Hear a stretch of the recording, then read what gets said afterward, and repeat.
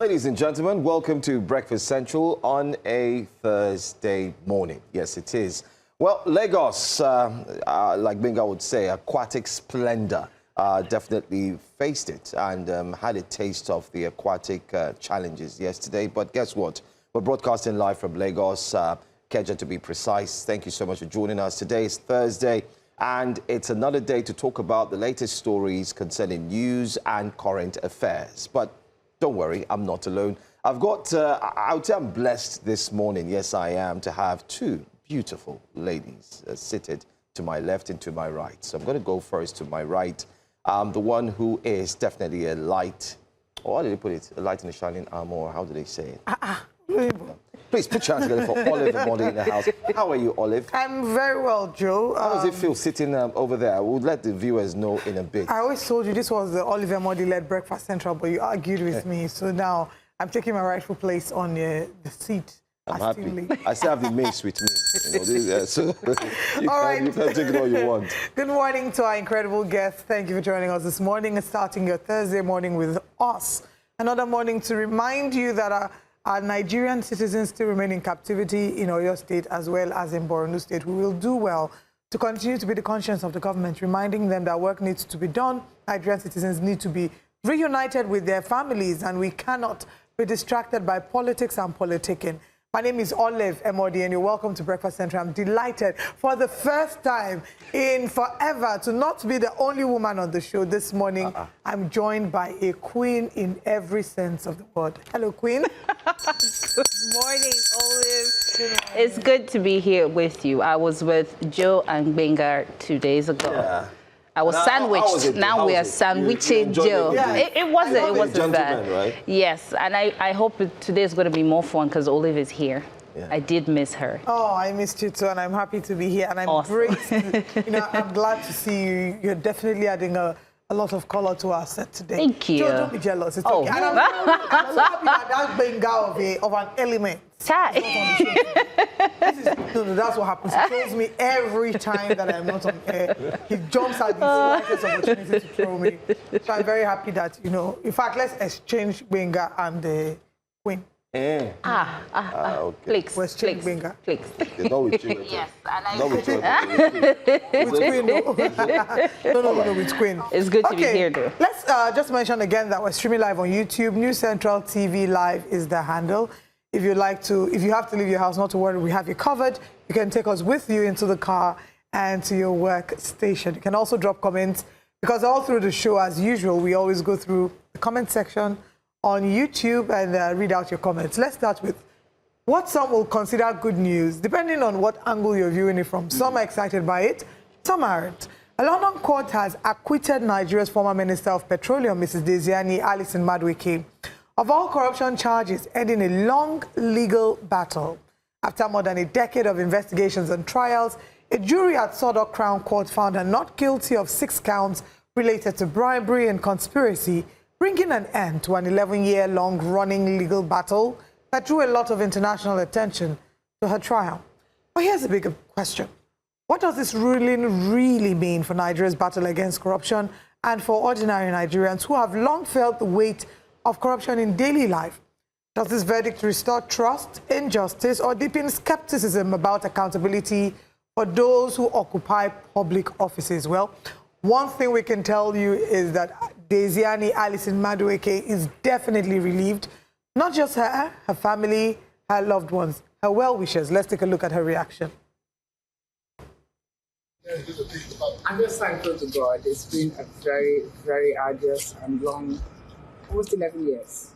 It's been traumatic for, not just for me, but for my family, for friends, for all those who have stayed and supported, for my 93-year-old mother in Port Harcourt, for my son, and for all those who love us, friends and family. We're surrounded by friends here. So it has been a hard journey, but I tell you this, God will always do as God wills, and God will be God. Amen. God is not a man. Amen. He should lie. So when he promises you something, he will see it through. Sure. It has been almost 11 years I've been here. I did my job to the best of my ability. But like I said, God is not a man. protection. God is God. And we thank you. Praise the Lord.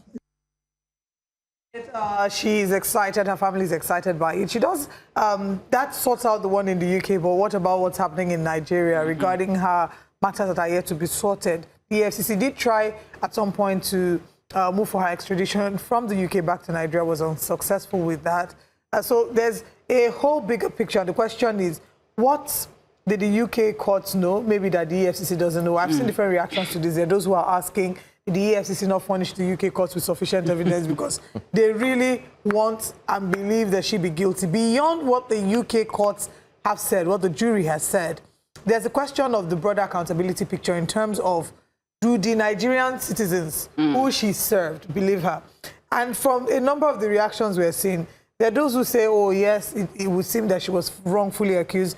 There are others who say maybe EFCC did not do a great enough job of supplying sufficient evidence to ensure that they're able to x-ray the situation. Another thing that comes to mind is the duration, the length of time it took for this case, to actually be brought to court.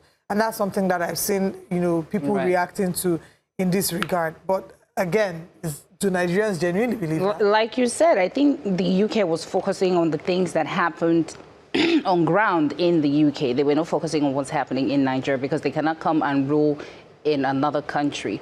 And it's been 11 years. Like, if they took 11 years to try to figure out what happened in the UK, what happens and how long will it take in Nigeria, maybe another 30-something years, to really figure out what happened? Because, of course, they seized properties and stuff.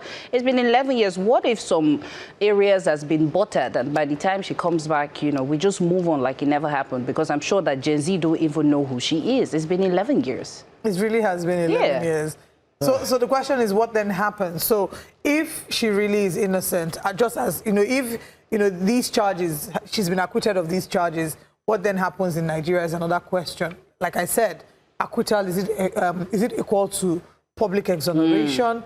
And if the APC does have, if the government, I would say, does have something against her, what is the evidence against her?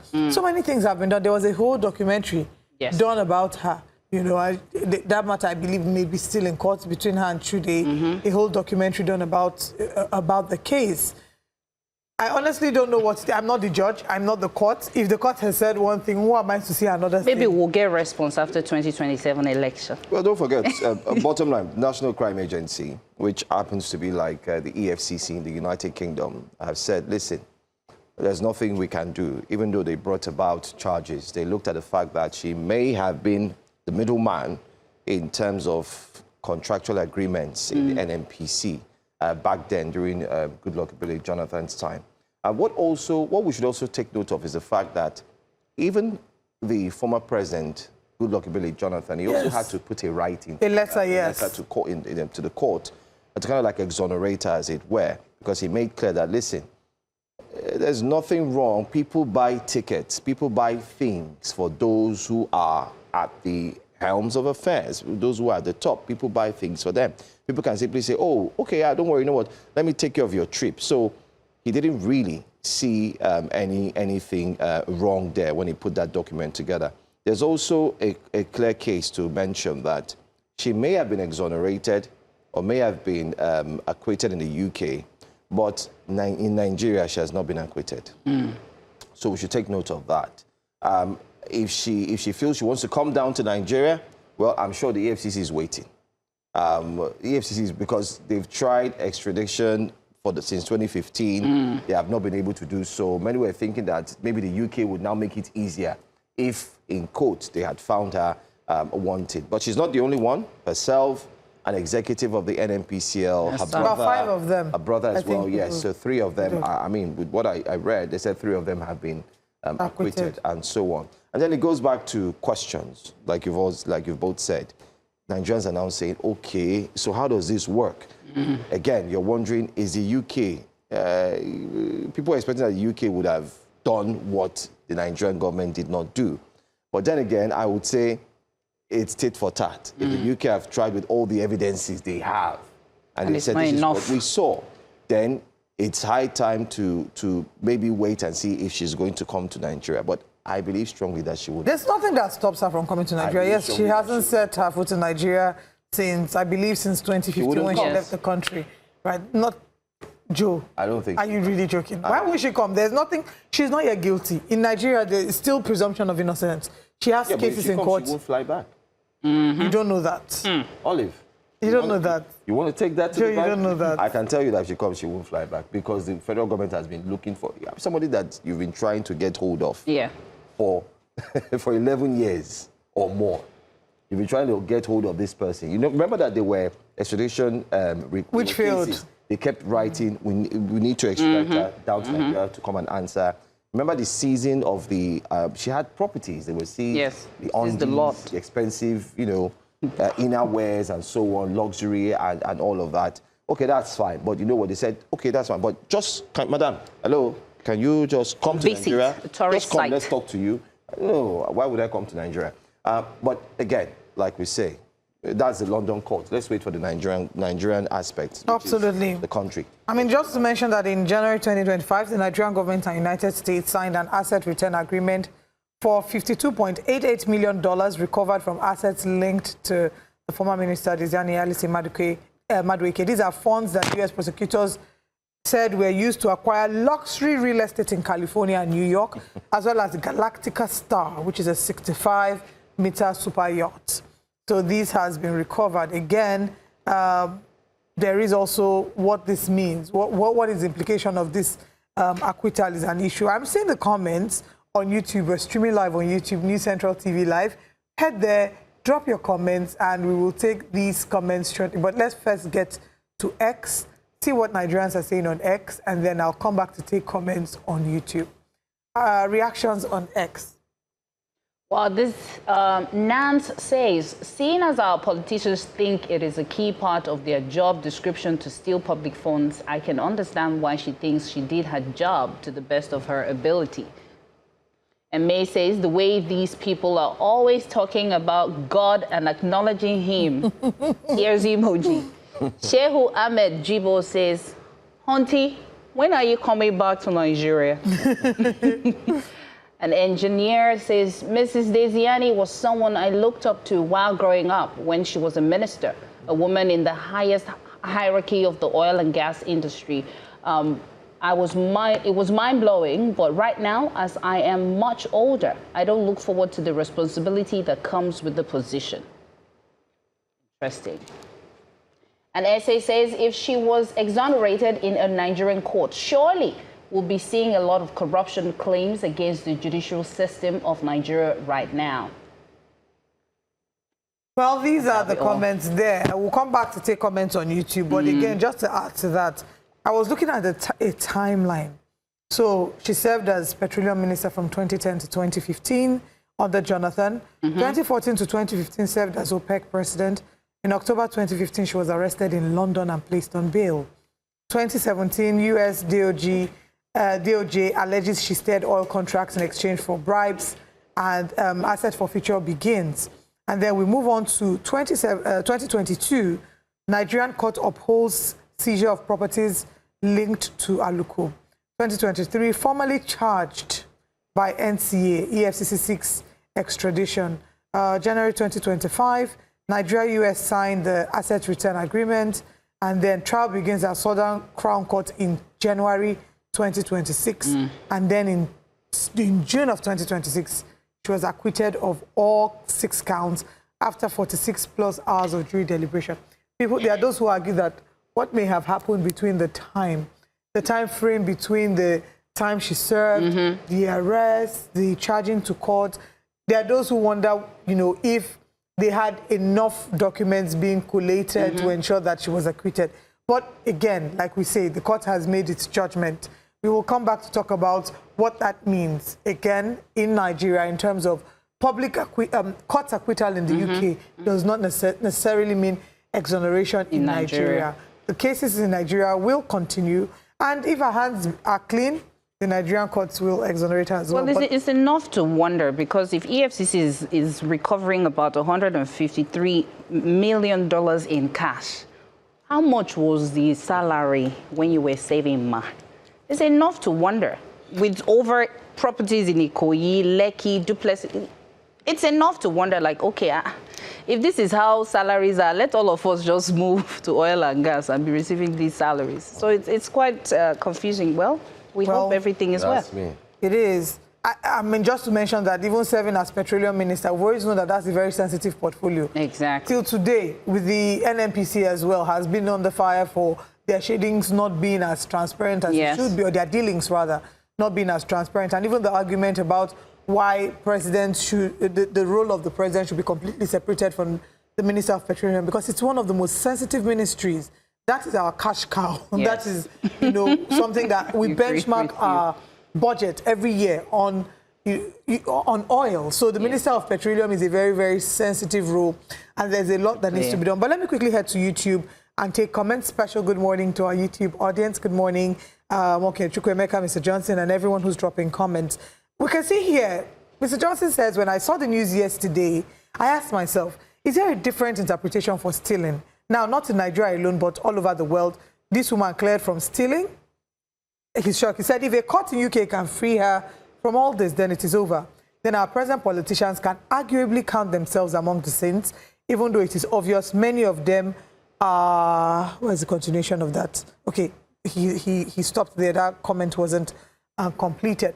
I want to point out something before I read the rest of the comments, that regardless of whether Diezani, Alison-Madueke is guilty or innocent in Nigeria, the one thing that you can tell is that Nigerians so badly want to nail politicians to the cross because it goes back to something we sing over and over again, to the point that we're sounding like a broken record.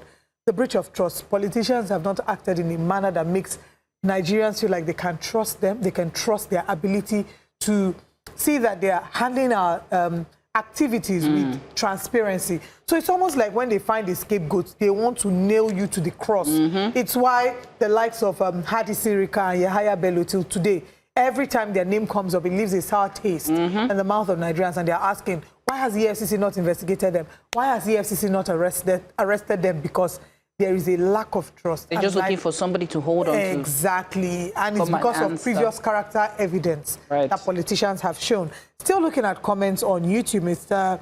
Okay, Chukwuemeka says, Arikbo Jesse says, if the UK court says Madam Diezani is free and acquitted from all charges, no wahala. Make sure you visit Nigeria, make you check something. Mokuye Chukwuemeka said, congratulations to Diezani and her family. But I don't think that is the end. The APC just want her to be guilty. And then Joseph Mwagba says, the case was dead the moment she was able to leave the country. The evidence died naturally after 11 years of incompetent management. You see, I've been saying the same thought, circulating in different circles. Mokuye Chukwuemeka goes on to say, Diezani will not come to Nigeria again, else she will not make it out alive, except the APC leaves power.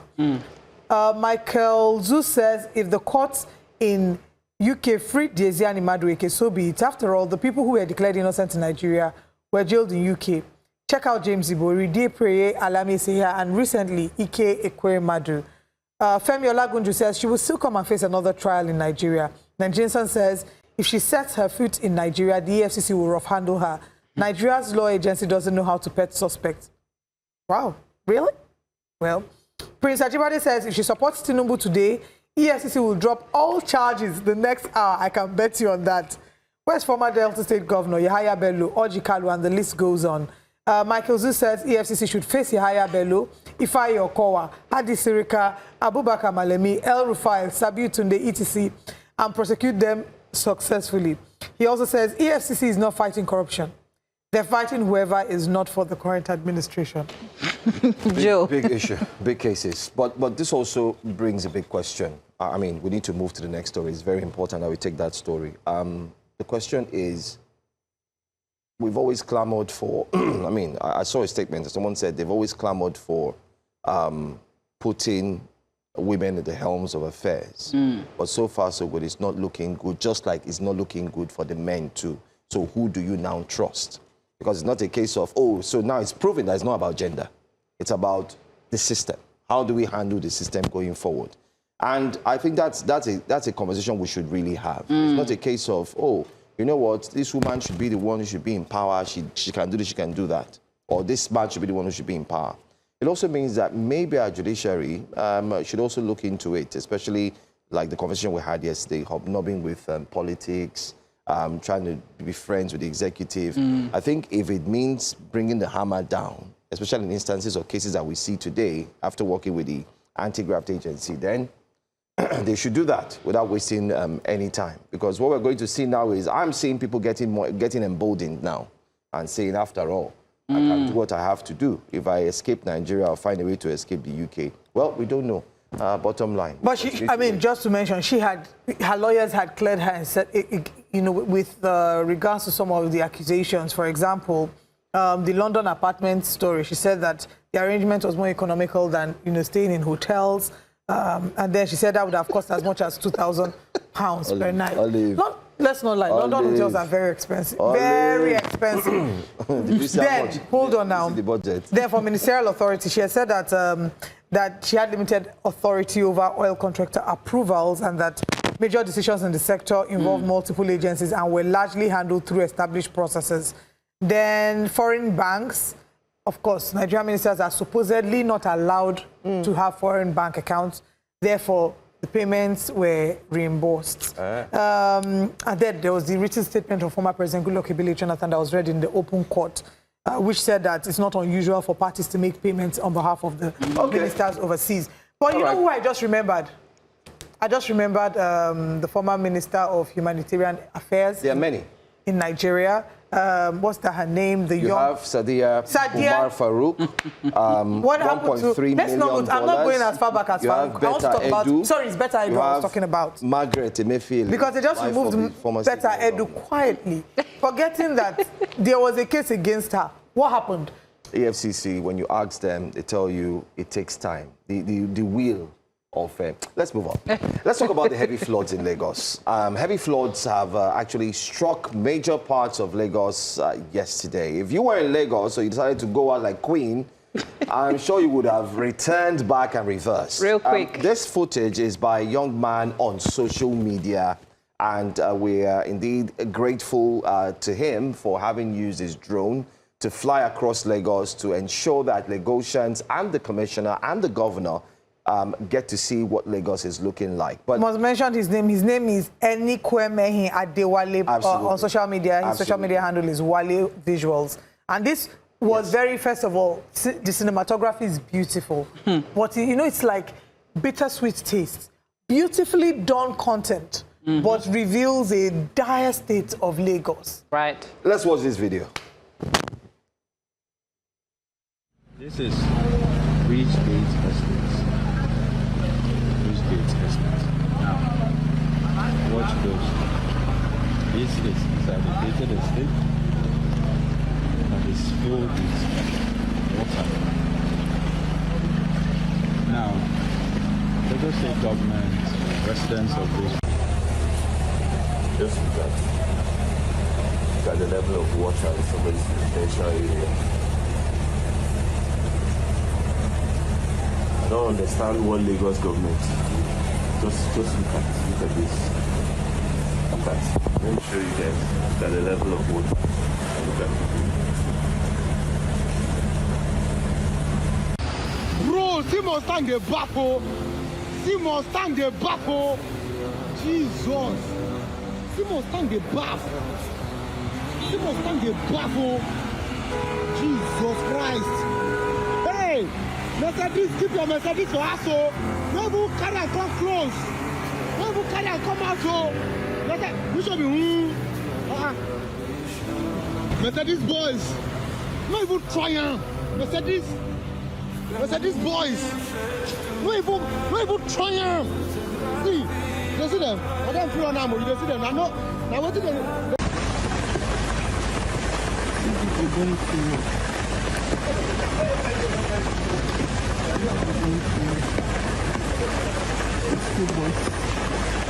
This other car. Two people going to work. This school bus. See life.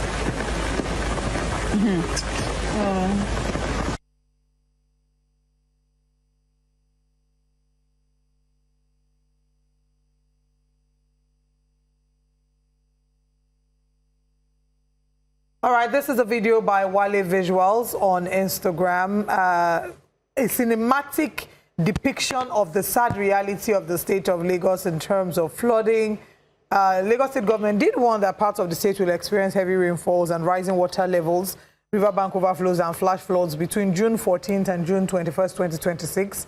But we probably did not envisage that, you know, this will be this bad, that things will be this bad with regards to the flooding in Lagos. And this is a reality of a number of people. There was a flood outlook that was released by Federal Ministry of Environment. Communities in Apapa, Badagry, Ekpe, Etiosa, Ikeja, Ikorodu, Ikoyi, Lagos Island, Lekki, Ojo, Orile Agege, Surulere Agege, Alimosho, and Kosofe were listed as critical flood risk zones. I was seeing what the implication of that is. Just to mention very quickly, okay, there's also a footage that shows that some persons were even throwing dirt into the water. Someone tagged the Lagos State Commissioner and said, please, can we help find these people? That's one. Secondly, what you see there floating on the water, that's the dirt. Now, let me break it down to you. Everybody watching and listening now. It is time for us to wake up and be aware that at this point in our lives, we should expect all forms of either a breakout in disease. Oh, yes, absolutely. And we should, there's cholera in the air. They will mention all of that for you. Everything is out there in the air, especially during the rainy season. There's also a high case of Lagos being dirty. It's back again. Some persons went on a complete drive around Lagos. Yaba, Lekki. This morning I was coming, you would find dirt littering everywhere. There's dirt. So now when you have flooding, it mixes with the dust beans that are not picked up. You know, everything now comes back into the water. My goodness, what kind of word is that? And then flows into the living room of people because a lot of homes were flooded. And cars. And then it brings, I'm sorry to say we're on breakfast, but let's just use the simple English word, excretion, into your home. Right. It brings, people were seeing fishes swimming. Yeah. That is how. Remember, I remember. And they will grill it. You are a chef. You use it to grill it. Nice chef. For us. We were here talking about why the dirt, why they're not being picked up. Right. What is going on? Now imagine these heap of dirt on the streets now being flooded, and that's exactly what we just saw on the street. It's funny how yes, we agree that there's insecurity in Nigeria, but we should not forget that there are other things that are also insecurity for your health, like the flooding, like the bean. They also mentioned that we don't have enough trucks. We need 1,300 trucks to be able to carry the tons of bean that we have in Lagos State. But what are we doing about that?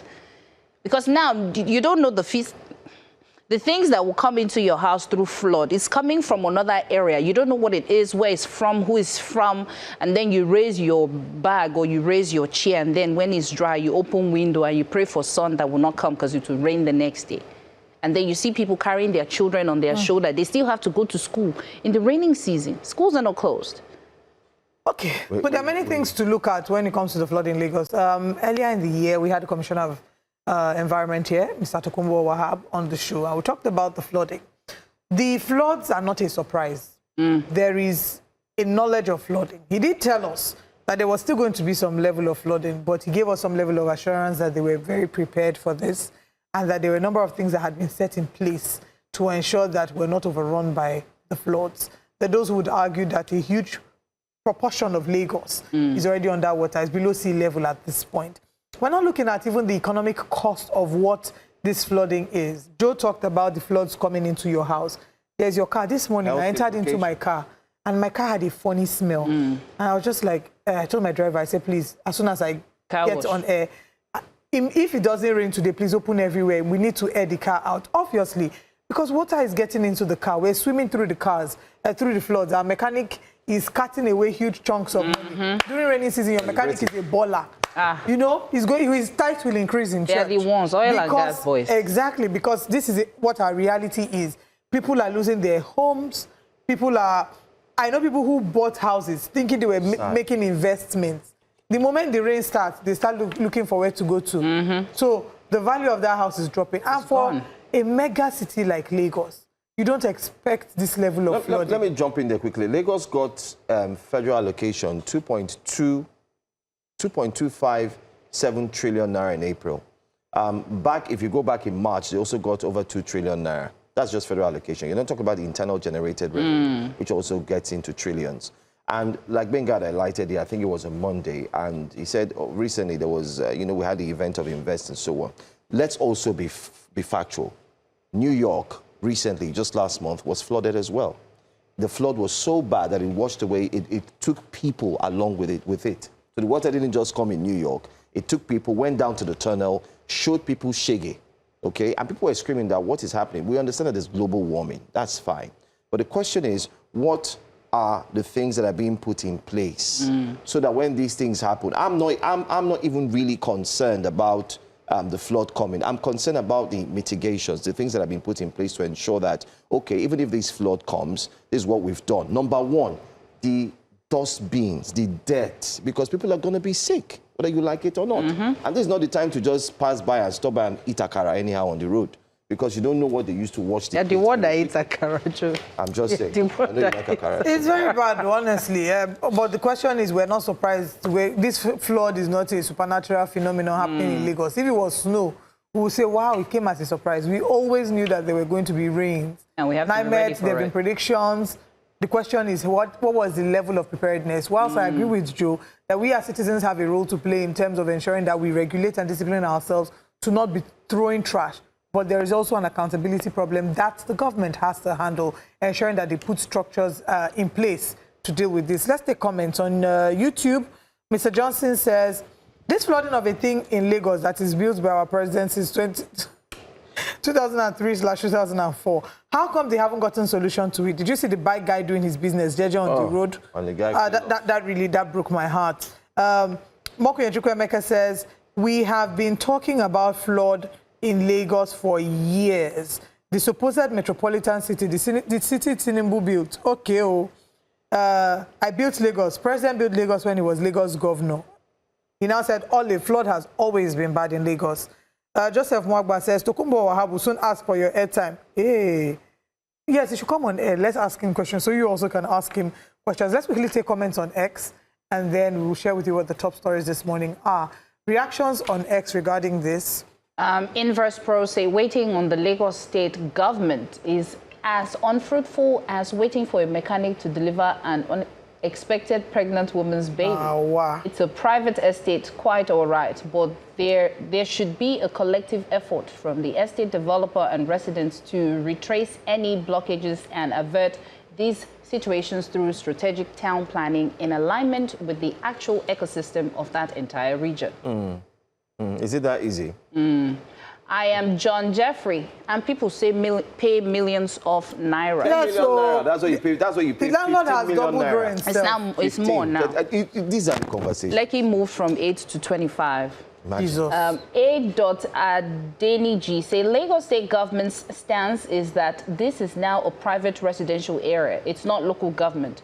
The only people you can blame are the people who built without doing their due diligence, ensuring drainage, not building over canals, etc. Irony.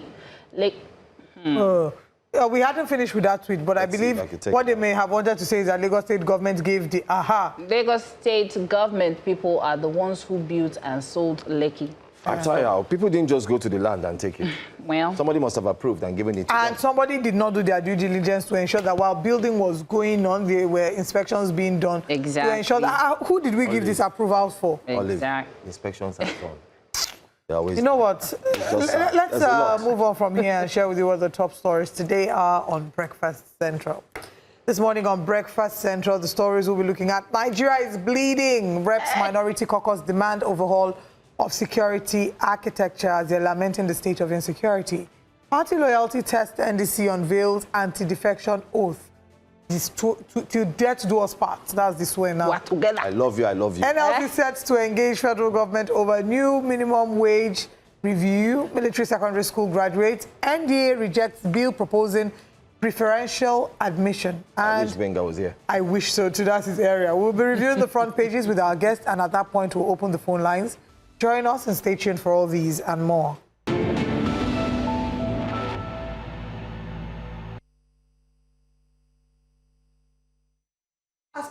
coalitions gather momentum ahead of the 2027 elections, the Nigerian Democratic Congress, NDC, is attempting to confront one of the biggest challenges facing Nigeria's party system, that is, the culture of defections. Now, the party has introduced a new policy requiring all candidates seeking elective office on its platform to sign affidavits and indemnity forms committing to relinquishing their seats if they defect after winning elections. Well, talking about defection, the move actually follows years of high-profile defections that have weakened opposition parties, altered legislative balances, and raised questions about whether electoral mandates belong to political parties or the individuals elected on their platforms. But while supporters see the policy as a necessary step towards party discipline and institutional strength, critics argue it could test the limits of constitutional rights and democratic freedom. And joining us to unpack the implications is Chidi Okoye, who's a member of the NDC. Mr. Okoye, good morning, and thank you for joining us. And now let's dive right into it. Something must happen before a decision is being made or a reform. So why has the NDC chosen this moment to introduce such a far-reaching anti-defection policy? And what does it say about the party's assessment of Nigeria's current political culture? Well, good morning, everybody. I'm glad to be here on this program. The politics we are playing in Nigeria is such that one has to study in a very special way. No surprise at all that the party has decided to adopt this, policy to check defections from the party. You all know that NDC as a party started having all the influx of members because, somebody like Peter Obi joined the party. And from what happened in the past in the Labour Party, you can tell that, that there were a lot of experiences where people who joined the Labour Party that made it to various positions, especially to the National Assembly, defected to the ruling party, maybe out of inducement or for other reasons. So it's another political season right now, and the whole clamor and the vibes all happening around Peter Obi, and now and again with Kwankwaso, bringing the North into play. So the party is trying to avoid what happened in the Labour Party from happening in the NDC. So basically, that's what they are trying to avoid. Well, this seems like a very good move, and some have applauded it. They said it's very good. It will help stabilize, as it were, Nigeria's political space, where you do not have people hopping around like they're going shopping from one party to the other. But is there any caveat? I mean, since you're a member, is there a caveat? Is there a condition that would also enable a politician who has signed this contract that would state clearly that should there be internal wranglings, he should be able to free himself? Or is it a case of do or die? Whether you sign, there's wrangling, you must remain there and stay there until the issues are resolved? Yes, so, here we have to think about constitutional rights as Nigerians. Yeah, the party probably didn't make any caveats that if you win on their platform, under their tickets, that you can defect. But again, you and I know that we have constitutional rights of association, and I believe that the party also has a duty in ensuring that people do not begin to want to make the defections. Because, like you mentioned, internal party wrangling can actually, bring in the urge for party members to begin to want to defect, apart from, just, using the party to get into the National Assembly or to defend positions. Ordinarily, I will support the party that if people get into different positions using the party platform, it's only morally right for them to remain in the party and join hands in building the party, to make it, become a very formidable party in the country that will begin to, expand and also consolidate, in the polity of Nigeria. But again, the importance of crisis management and avoidance or limitation or de-escalation of internal party crisis is also something for the party to look out to and ensure that it doesn't really have to bring people into, or majority of the people or a good number of people begin to consider leaving the party. So, but I support the fact that if there are no issues, people should remain and help to build the party. It might be, legal experts would argue that that's a very sensitive point, trying to, find the fine line between protecting the interests of the party and also protecting the individual's rights to freedom of association. And then there's a provision of Section 68 of the Constitution that already provides for what happens when a legislator leaves a party. And, there are certain conditions that have to be met. And so it's, the issue is then, how do we view these vis-a-vis the already existing constitutional provision, and where there's a conflict, which one supersedes in this case? But let's take the conversation to another angle and look at the reality of this. The party insists that mandates belong to political parties, yet many Nigerians vote based on personalities rather than party structures. How does the NDC navigate that reality? And also taking note of the fact that two key figures seemed to be absent at this unveiling. Is that also telling of their position regarding this? Yeah, so the mandate belongs to the people, but the party is supreme, and the party is the platform.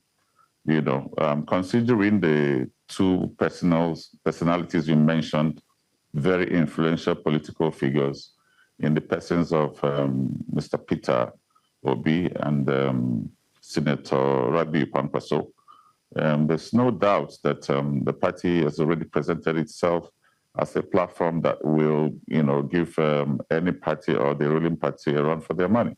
But, the mandates actually should belong to the people, because it's the people that makes the party. So I still want to see that the party will be very mindful about how they manage the heartbeat of the members. It's very important, because it's the people that makes the party.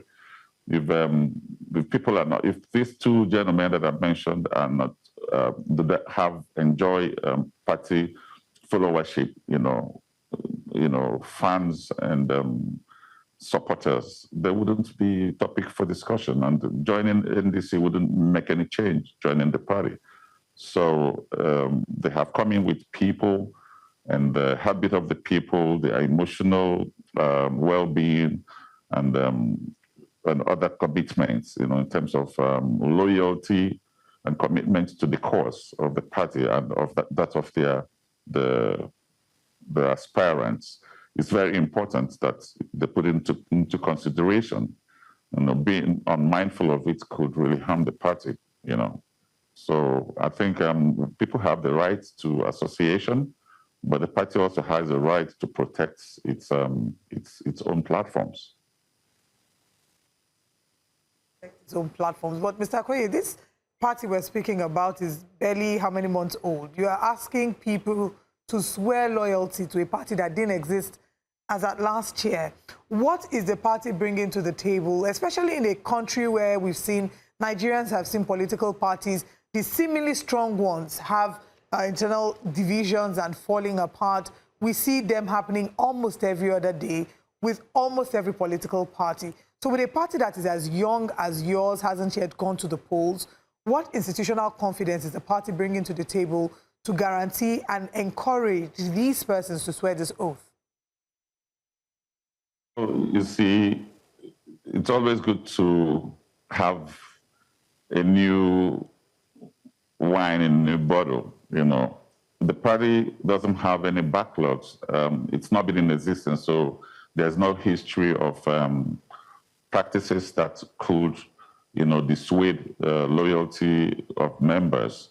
So I think it has the opportunity, being a fresh party, and the crux of the people that have emerged as leaders of the party, that that there's hope if all things are equal. NDC has promised Nigerians that they will provide, leadership and the transparent processes of electing leaders and holding them accountable. So there's no reason at this point to doubt that promise, and still looking up to the leaders of the party to live up to the promise and the expectation of the people. Of course, you see other parties falling apart. People, like the ruling party, the PDP, and the rest of them, they've come a long way, and they have had implosions and a lot of interests. Big wigs trying to fight over the control of the party, who determines what happens in the party, who calls the shot and all that. I don't see that happening in the NDC at the moment. There's still orderliness in the leadership of the party. And if so long as our aims and objectives are the same and there is no personality in, clashes among the leaders, just the party constitution, then there's something to look up to. Well, Mr. Okoye, you've mentioned that, of course, that, NDC is new, but, there were issues in other parties, but would agree that NDC is a coalition from people from different parties. If they had signed indemnity agreement in other parties, maybe we will not have NDC now. So how confident is the party that these affidavits and the agreement can withstand legal scrutiny? And if it's challenged in court, do you think this will stand or not? Well, I'm not a legal practitioner, but I believe that if it's challenged in court, then we have to look at what the Constitution says. Like I said, indemnity is one thing, then the party, the Constitution, the Nigerian Constitution, of course, supersedes the party policies. So I think it will be for the lawyers to do justice to when the time comes anyway. I'm sorry, permit me to leave that for the lawyers. Okay. Let me also ask very quickly, with this new development, this latest development of one signing, how long? I'm more concerned about the document. I wish the document can be circulated and shared, but I understand it's an internal party decision, or maybe later in the future it will be shared. But how long are you expected to sign? Because an election cycle is basically every 4 years. So is it 4 years, or is it something you sign for a lifetime, 8 years? Kind of like reminds me of a football, football contract. Yeah. So it's also important to say that I am not a member of the NWC of the party. Rather, I am one of the aspirants to the senatorial positions in the immediate past primaries of the party. So there's a limitation to what I have access to. The one I can speak very clearly about that I have read is the one that I signed. The indemnity I signed as an aspirant in the form is what I can speak very clearly about. And but again, this particular indemnity for people who are going to fly the party's tickets, in the elections, what they will do or what they shouldn't do after they have, maybe successfully been voted into office or elected into office, is not it's not in my control or accessible to me. I haven't read the details of it, so that's why it was important for me to mention that I am actually a member of the National Working Executive of the party that have access to all their party documents. But I'm speaking from the perspective that I signed indemnity in the process of, my aspiration pre-primaries. Whilst the NDC is trying to treat what, permit me to refer to it as political prostitution, there are those who would argue that they're treating a symptom as opposed to the actual disease, because the argument is that Nigerian politicians feel free to be able to move from party to party because of their own personal interests, because a lot of political parties have not focused on building an ideology so that these individuals can ensure that their personal values, personal political values, align with that of the party. So we'll continue to see a remix of that. So for those who say that we're treating the symptom as opposed to the disease, what would your response be? Yes, the democracy, the political parties in Nigeria haven't really come up to that standard where people are being driven by the ideologies of the party. Like you mentioned, it's usually the individual interests, which is where we found ourselves. And you can also agree with me that it's because of individual interests that these candidates that are today in the NDC got to the NDC. So like you mentioned, if we had signed indemnity not to leave the parties that we had made attempts into, like the ADC, I also joined the ADC when Peter Obi was in the NDC, the ADC. We probably might not have the right to be here if we lose that constitutional right. That's why I feel that indemnity is just like, to me, it's like a warning. It's like the party's wish, that people do not really deflect. But I truly do not believe that party members will lose their constitutional rights to association because they sign the party indemnity form. Okay. For instance, some aspirants who went through the primaries, they signed indemnity not to take up matters as a result of the outcome of the primaries. But I know a lot of people who did that are also still in court today because they feel they have a right to contest, despite the fact that they signed indemnity. So the work is more on the party to see that they do not make reasons for people to begin to consider defection, more than trying to withhold their rights to do so. I completely agree with you. And I think my final question would be with regards to Peter Obi and Rabi Musa Kwankwaso, who were not there at the signing ceremony.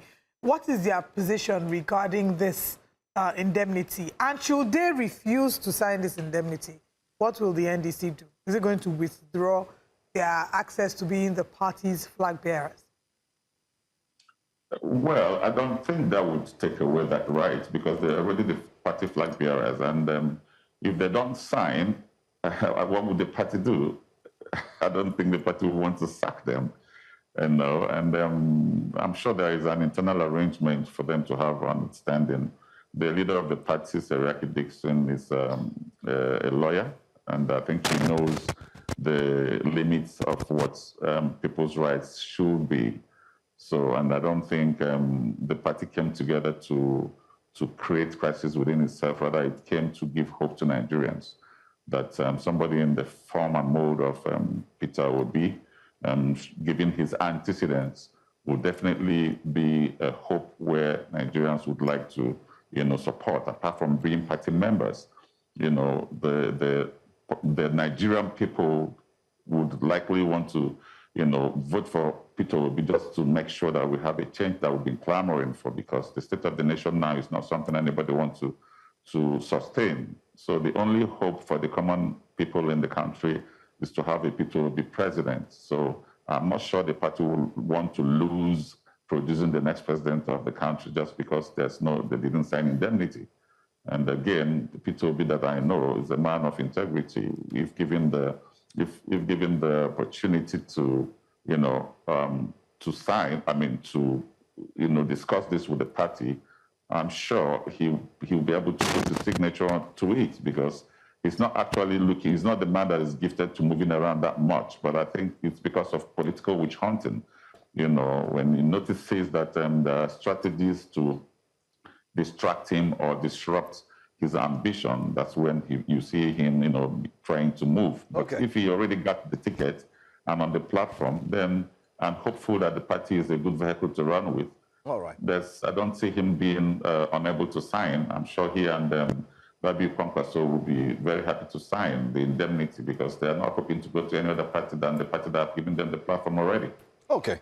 We would wait and see what will come out of that one, but kind of like reminiscent of what happens in football, where you sign a 4-year contract, you cannot move until maybe the election circle. I can't wait for the document to be out so we'll get to read the terms and conditions of putting pen to paper. Thank you so much, Dr. Okoye, for joining us. We look forward to see what will happen going forward from here. Thanks for your time. Thank you for having me. You're doing a great job. You keep it up. Thank you very much, sir. Appreciate it. Let's move away from that, and we're going to go on a quick break. But before we do, let's tell you about the Nigerian Defense Academy. It has rejected a proposed legislation seeking to give preferential treatment to graduates of military secondary schools in the admission process into the academy. This was as the Director of Military Training, Nigerian Defense Academy, Brigadier General Taye Ahmed, presented the position of the academy during a public hearing organized by the House of Representatives Committee on Defense, warning that such an amendment could undermine the principle of federal character. Well, don't take our words for it. Our correspondent Idong Joseph reports. The proposal follows a bill seeking to amend Section 8, subsection 2 of the second schedule of the Nigerian Defense Academy Act to provide automatic admission or a right of first refusal for graduates of Nigerian military schools. The bill argues that such measures could prevent graduates with military training from becoming targets for recruitment by non-state violent actors. If the amendment is passed as phrased, it has the potential of creating statutory bottlenecks on the constitutional principle of federal character. The Nigerian Defense Academy operates on this principle to ensure national unity and equal representation across the 36 states of the Federation and the Federal Capital Territory. The NDA warns that the proposal could face legal challenges, noting that graduates of military schools currently enjoy the same opportunities with other applicants seeking admission into the academy. It is pertinent to also state that Nigerian Defense Academy has very strict admission criteria, including minimum JAMB score, as well as very high standard physical, psychological, and medical standards. Beyond the proposed amendment to the NDA Act, the committee also considered other bills, including one seeking to establish a medical college for the armed forces, which received mixed reactions. You do not expect a doctor to be trained in civilian to spend 7 years within the civilian population learning to address the medical needs of the civilian population, and then suddenly to now come up after some few years to become integrated so beautifully. With due respect to NDA that I hear, honest, I think you'll be buying more than you can chew. To bring medical, because I hear it's like the medical school stuff is going to be in NDA. Honest, I will advise humbly that this decision to set up a medical school for the training of Nigerian military doctors should be stepped aside. The hearing considered 4 defense-related bills, including a proposal to establish a joint doctrine and warfare center aimed at enhancing coordination and improving the effectiveness of military operations. In Abuja for News Central, Idong Joseph. Well covered by Idong Joseph. Let's tell you what's coming up next here on Breakfast Central. Coming up next, Nigeria is bleeding. Reps Minority Caucus demand over. We'll look at that story. NLC set to engage for new minimum wage. They're about to talk to the federal government again. And we'll look at the registration of ADC and others. Minority Caucus condemns action of Federal High Court. Stay with us.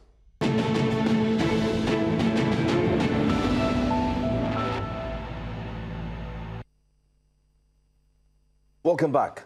Nigeria today faces one of its gravest challenges, which is insecurity that cuts across every region, every community, and every school class. From banditry in the northwest, insurgency in the northeast, kidnappings in south, and violent crimes in urban centers, citizens are living under constant fear.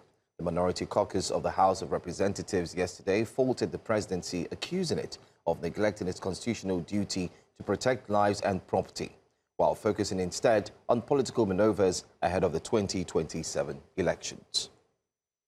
And their statement comes against the backdrop of shocking incidents: the abduction and killing of retired Major General Rabi Abubakar, the kidnapping of traditional rulers, and the continued captivity of school children and teachers in Oyo State. These events raise urgent questions about the capacity of Nigeria's security architecture, the morale of its armed forces, and the political will of its leadership. And so this morning we ask, has insecurity become Nigeria's defining crisis, and is the government failing to act decisively? Now, joining us for this discussion is a seasoned security expert and CEO of Goldwater Consult, retired Captain Umar Aliyu. Good morning, sir, and thank you for joining us this morning. Thank you so much for being here. Olive? Good morning. Good morning. Thank you very Good to much have you. for joining us this morning. Thank you. Many have started to argue that we are prioritizing politics over governance, especially in the fight against insecurity. We currently are, how many days? Well over a month now into the kidnappings that happened in Borno and in Oyo State. Whereas it seems like on the surface, we know that maybe behind the scenes, some things are happening. But on the surface, there isn't enough conversation or communication to the citizens to let them know that the government, the security agencies are doing everything within their power. So would you agree with those who said that we're prioritizing politics and, politics and campaigning over governance as it should be?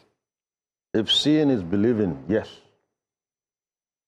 Human beings are wired to be driven by sight and not by sound. So people will first and foremost work with what they see, not what you say. And we all agree scientifically that light is faster than sound. So seeing is a function of light, and hearing is a function of sound. So I think if seeing is believing, then yes, we are beginning to see more animation of the, do I call it, political transition activity window. And then we are seeing in activities that build confidence as far as security is concerned. Security in every ramification of it. So let's put it this way as well. While a cross-section or a section of the political personalities are saying that the current administration is focusing on politics rather than taking care of the issues of insecurity, how about the bodies that have been saddled with responsibility to take care of security itself? I'm talking about the army, talking about the police, I'm talking about all of them. Can we just blame the government? What about the police, the army, the Air Force, and all of that? If we look at it, you begin to see that the army, the police, the security agencies, if you like, they actually take what you can call their cue from, they get direction from our political leaders, as it were. That's why we have a president and commander-in-chief. He wears two hats. He's a president, democratically elected, yes, and as far as armed forces and other security agents are concerned, he's the commander-in-chief. So what am I trying to say here? What we have presently, even empirically, if we go to the numbers, is still weighing in that direction that we are actually not being able to match expectations to expenditure. Take, for example, last time I checked, I think there's been an upward increment of defense budget to, was it 5.41 trillion exactly. Now, can we, within the next financial year, match expenditure to expectations? And to draw that conclusion, can we do a 2-3 year past analysis of expenditures and expectations and say expenditures have matched expectations or vice versa? If I were to check your financial health, for example, as a media brand, I'll ask for your financial statements 3-4 years back. I do cash flow analysis. I know where the money is coming from. I know where it is going. So here now, for the ordinary Nigerian to understand what I'm saying, the man on the street, can we match expenditure to expectations? So let me just follow up. Does that mean that there's one man in the house who has been screaming for the Nigerian military to actually undergo scrutiny? I'm talking about Senator Adams Oshiomhole, former governor as well of Edo State. But it seems like the body language of the other members are not in agreement with him. If you were to take a decision now, being an expert in security and looking at what the senator has been saying, Is that the right thing that Nigeria needs to do first before we move ahead with the newly looked into 5.414 trillion naira? It could very well be, because I'll tell you from my own little roadside observatory, and from experience I've had also practicing privately, you can't control anything if you cannot measure it. Until you can measure anything, you don't expect to control it. So if we are matching expenditure to expectations, there has to be some form of measurement. It's not meant to put the military on the spot. The military have their strengths, and their strengths are being undermined by certain institutional dynamics and intrigues. But if we begin to match expenditure with expectations, or we begin to measure it so we can control it, a lot of things will fall into precise places, and we begin to say, okay, this is where we are coming from, this is where we are going. And that's what I've pretty much been preaching for a decade and 2 years now. That's 12 years. I'm not new to what I'm saying. It's just there. It's not something, you can't reinvent it. It's a fact, and it remains what it is. Right. So it's not just school children that are being kidnapped. Of course, we've seen General Abubakar die in captivity.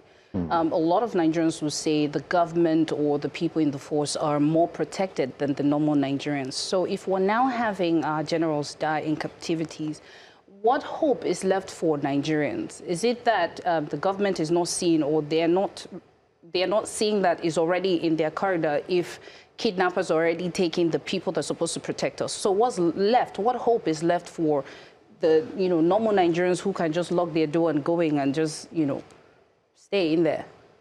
It's very unfortunate that we had to lose a key figure, a national security asset, if you like, in the person of the former Director of Defense Information. Director of Defense Information is not a hat just anyone wears and walks home ever after. It's something you wear, and even when you've left office, you are for life indebted. You are, in fact, you are a goldfish. Can you imagine, say, maybe the Director of Defense Information for any of the warring countries in the Middle East to be captured by the other? You just gotten yourself an encyclopedia of defense information. Defense has to do with everything that speaks to our protection as a people. So as Director of Defense Information, he was someone I really had questions running through my head when I learned he actually was taken alongside his wife and the driver escaped. Because the first thing I wondered was, what was a Major General, a former Director of Defense Information, doing driving solo in Katsina, of all places? Could he have called for some security lead and backup to lead him to the event, which I learned was a wedding? I stand corrected. And pinned down there and probably led him back home after event. He was taken by those jokers, and we lost him in the process. Very tragic indeed. What kept me awake since then is, what could he have divulged? Under interrogation, under torture, there's nothing you can... He's dead. So we are blind-spotted. If he was released alive, we may have debriefed him and found out what they've known. Today we don't. So we should be all read, all anticipatory, and all waiting. Oh, yes. Because if I caught the Director of Defense for your family house and I release him to you unhurt, you could ask him what happened. And he could say, okay, I was under this, you could learn and anticipate. But he's not alive, so we can't even know what they've taken out of him or what He has said, under such conditions, trust me, I do not underestimate our enemies. Okay? I overestimate them so I don't get surprised. There are interrogation aids, intravenous insertions that could get you so, and you'll answer any questions. Really? Oh, yes, you will. And I don't underestimate what these people are doing. These people we like to call bandits. No, they're not bandits, they're terrorists. Our terrorist threats just diversified. Okay, if you had a portfolio, a business portfolio, you won't put all in one basket. You're going to diversify, okay, so that you can exploit the best of the market. Soft drinks, alcohol. Exactly, whatever, fast-moving consumer goods, FCA, FMCGs, they do that. So what do you expect from these people? They will diversify too. They can call themselves any names, but you see a common line of similarity run through their dress modes, their verbiages, their logistics, you are looking at the same thing. It's just the same thing, but they've diversified. So whatever they used could have affected him, and he would have said anything. So right now, what keeps me awake is how much do they know? What could have transpired between him and them? And where can we expect them to pop up anytime from now? And what would you say is the implication of this? Because there have been a repeated loss of senior officers. How would you say this maybe impacts the morale of our armed forces? Definitely, it's not going to impact our morale favorably. I wish I could explain in words what it takes to make one brigadier general, not even a major general, just one brigadier general, in terms of training, in terms of everything you can think of. By the time you have been able to wear that exalted rank of second lieutenant, you need, God willingly, if you are lucky, 20 to 25 years to get there. So we just lost 25 years worth of investment. We've lost 25 years worth of professional. It's humongous. And when you look at the people who destroyed this man, probably they don't even have an economic value. Short of the fact that they're just alive.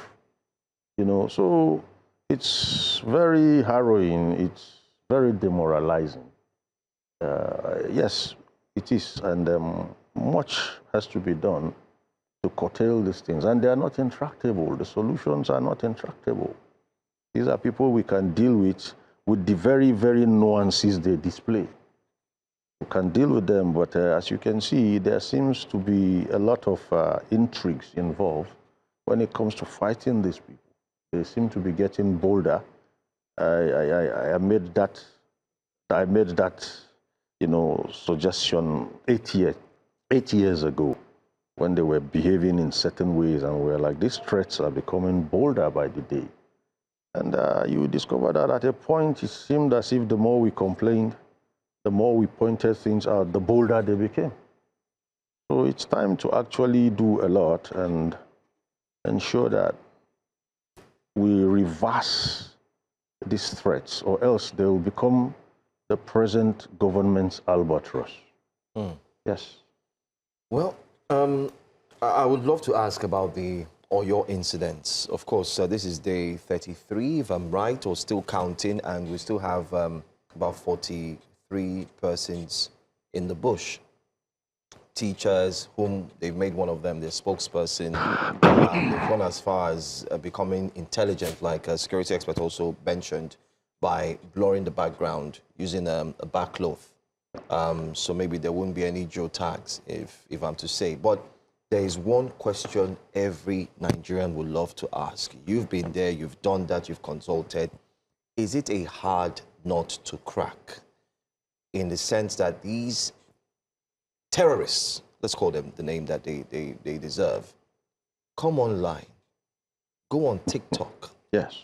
Sadly, Nigerians join that live and even stupidly, in my words, ask for dividends of that money by dropping their account details.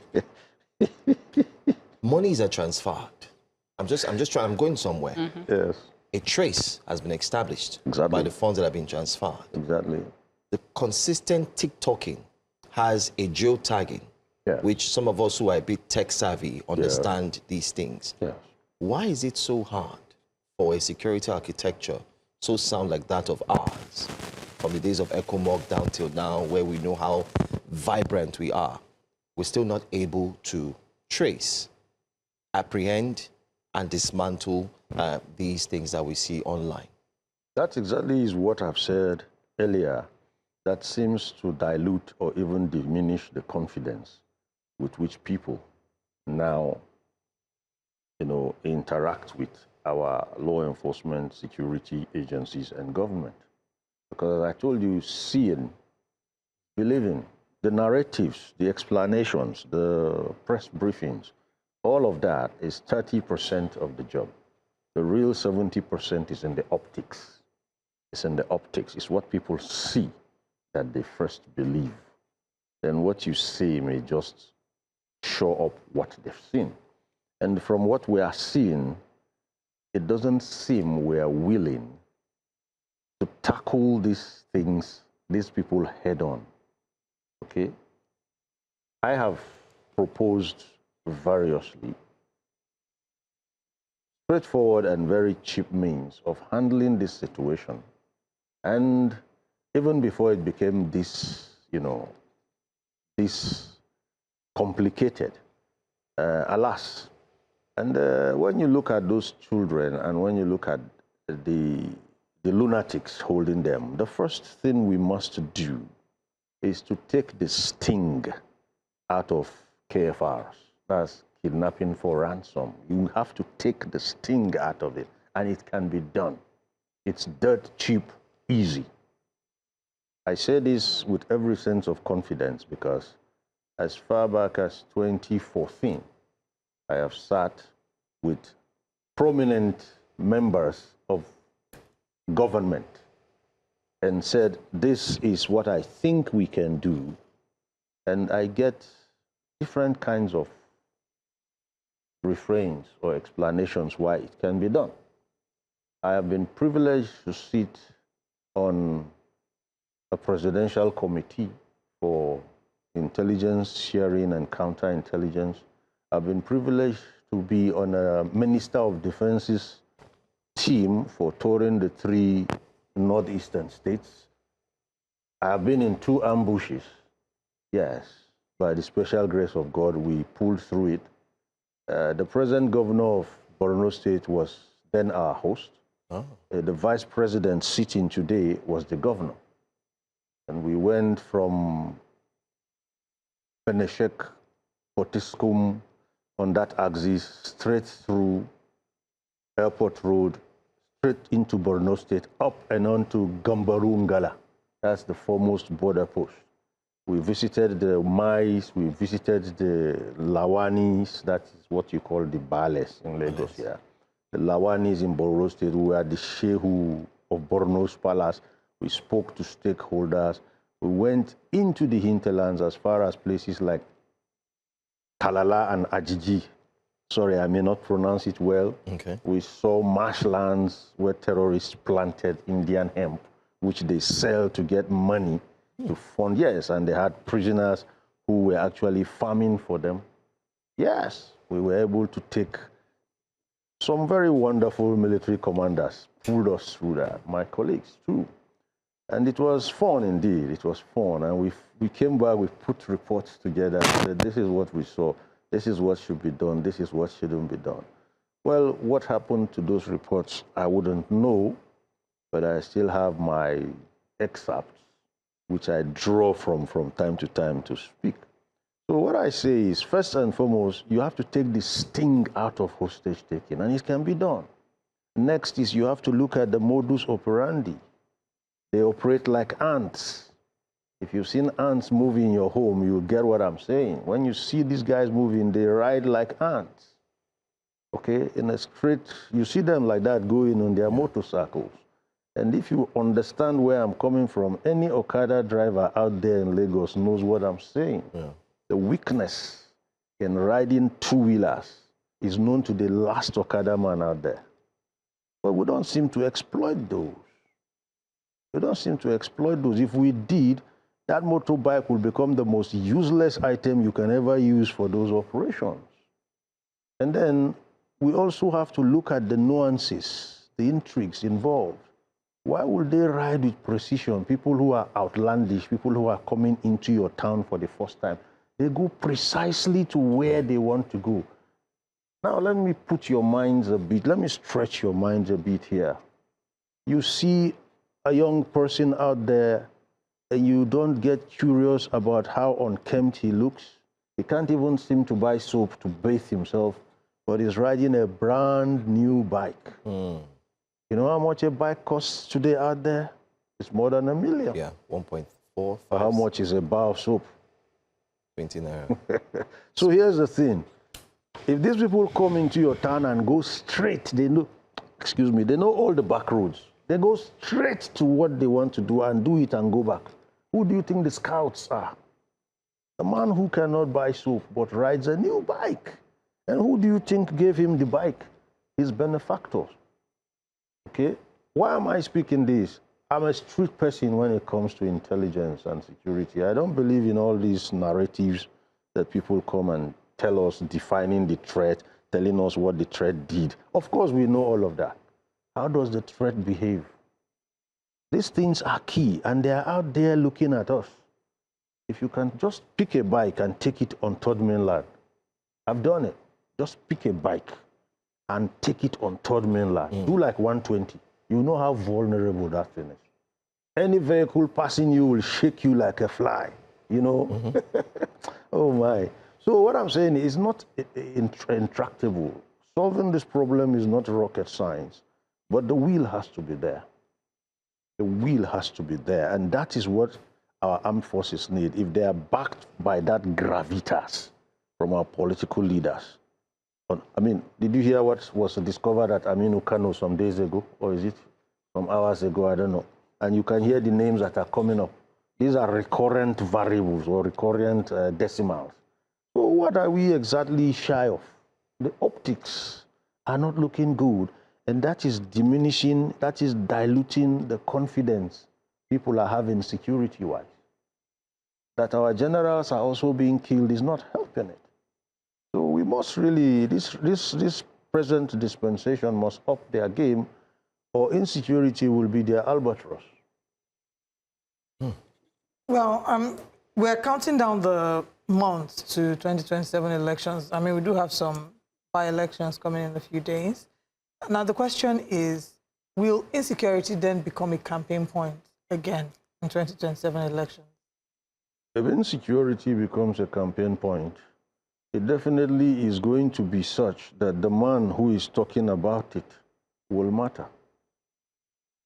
If you've had a go in the last 3 years, and you're coming to tell me you have to stay here because there is insecurity, I'll be asking you, what exactly is it about insecurity that you want to take care of, that you couldn't have done in the last 3 years? The last 3 years have been very trying, you will agree with me. And if you are coming in and you want to actually make insecurity a campaign point, then you will have to tell me, what do you intend to do about insecurity? Maybe they would then start to reference some of the things that they have done, e.g., creation and deployment of the forest guards, passing of approval of state police within this administration. Are these moves significant enough to show that the government is really winning, quote unquote, winning the war? I'll use that loosely, quote against unquote, insecurity. Quote unquote, seeing is believing, as I told you earlier. It's not about forest guards, really. What will the forest guards be doing? Are they equipped to do it? You don't give a forest guard some toy, in quotes now, and you want him to go meet someone who is actually carrying a better and a stronger form of that toy you've given him. Firepower matters, training matters. But there are some low-hanging fruit, fast-track, first-aid approach to the problem, where if you're into martial arts, you know, you do jiu-jitsu, you use the strength of the attacker to disable him, his own strength. And that's why I'm talking about that. All of these things the federal government are talking about are key. I'm not discounting them. But there are some that are already given, they're already there, that just need exploiting. And once you exploit it, you make that option so unattractive, you're going to disable the process for a while. And that's the necessary room you need to breathe and dig in properly before they go and reinvent whatever means they will come back with again. That's how I think we should go about it. Well, or else.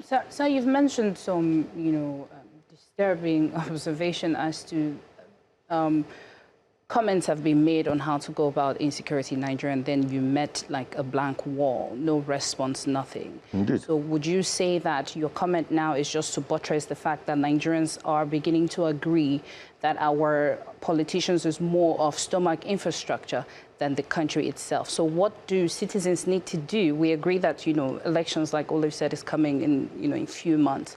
What do citizens need to do to take the power back? If we're in democracy, then democracy is for us. So what do we need to do to make sure that these people actually do what they're supposed to do and not focus on stomach infrastructure and just let the people suffer?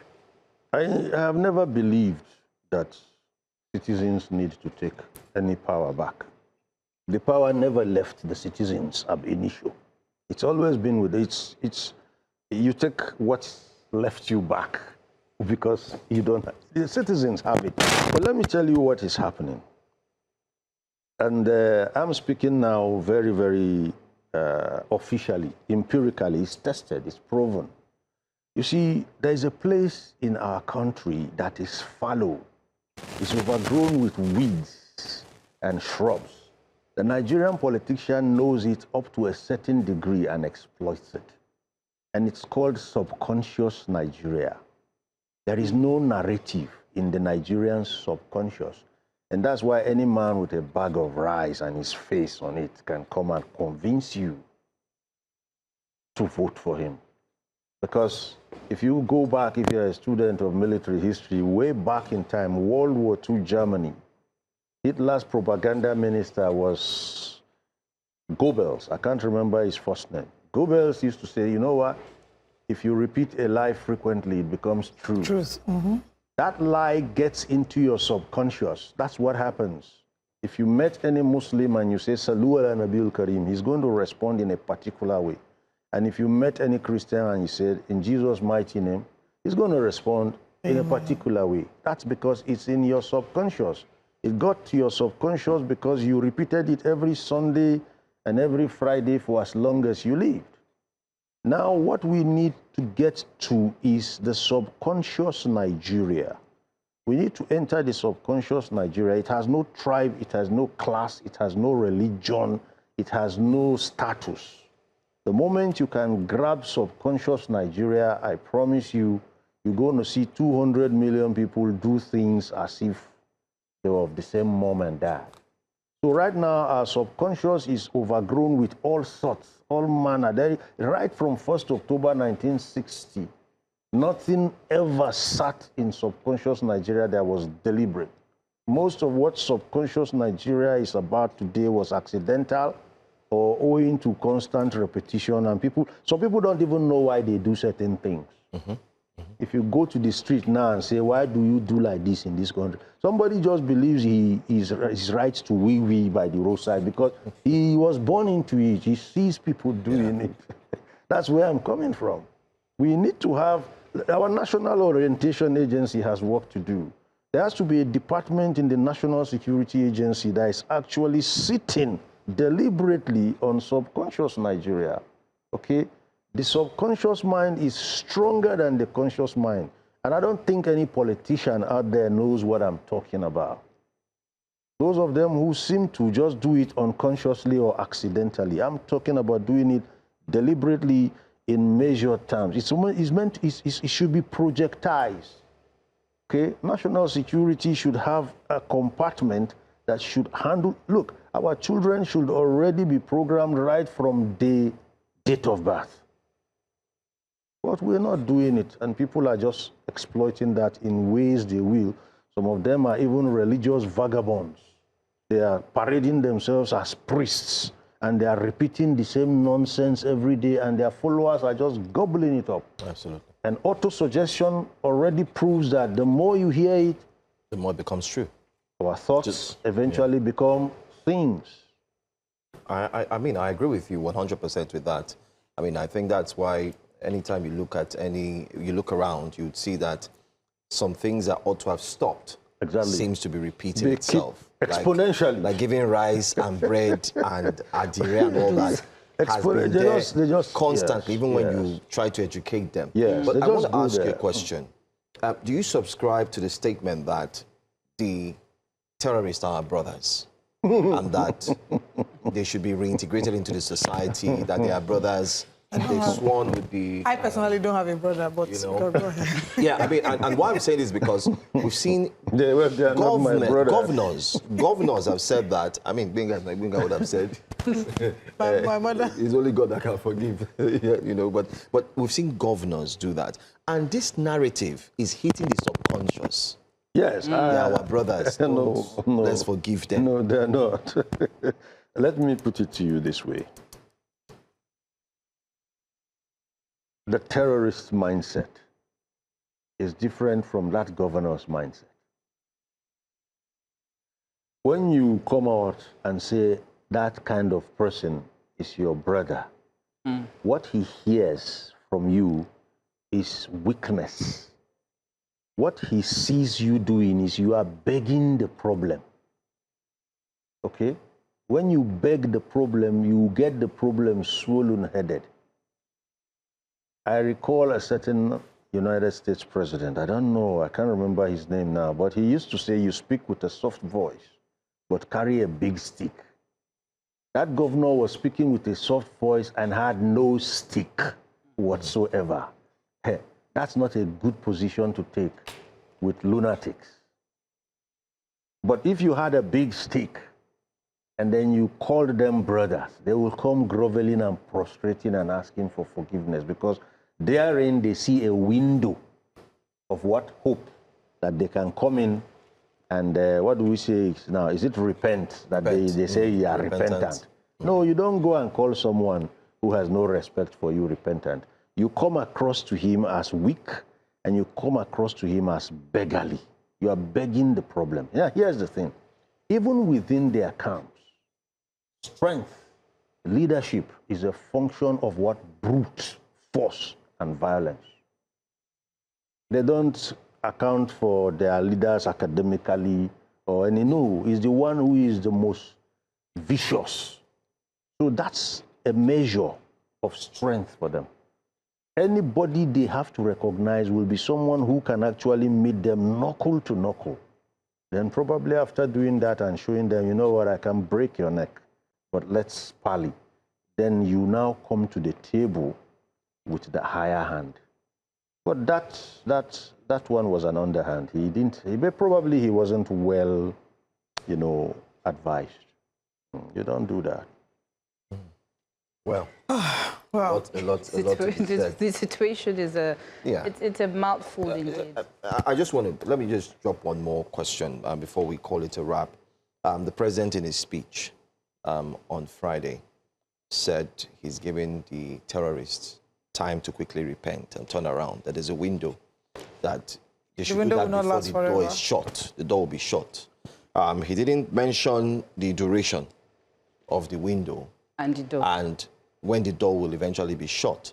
But he said that if they don't do that anytime soon, the door will be shut.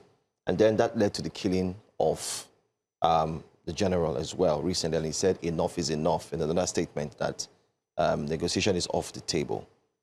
This is more than 3 days, 4 days, 5 days since we lost General Rabi. We haven't seen any form of, you know, body language that shows that, yes, enough is enough, and then you have this window, the door is shut. Do you also think, I know you've touched on it, but do you think that our mode of communication in dealing with this insurgency is also a problem? You see, if it's talking about that window that will soon close. We've seen the same offer given to the same people as far back as when Air Marshal Badi, Air Marshal Badi, I think he negotiated a truce one time. And right in the middle of that truce, they sprung a surprise attack. I even observed, given a trend analysis of activities, that anytime they actually start asking for parley, they're looking for room to breathe. I, for one, do not believe 12 years is too short a time to know that there are no windows to open anymore. We've seen, 2010 to date is more than 12 years, but let's just leave it at 12 years.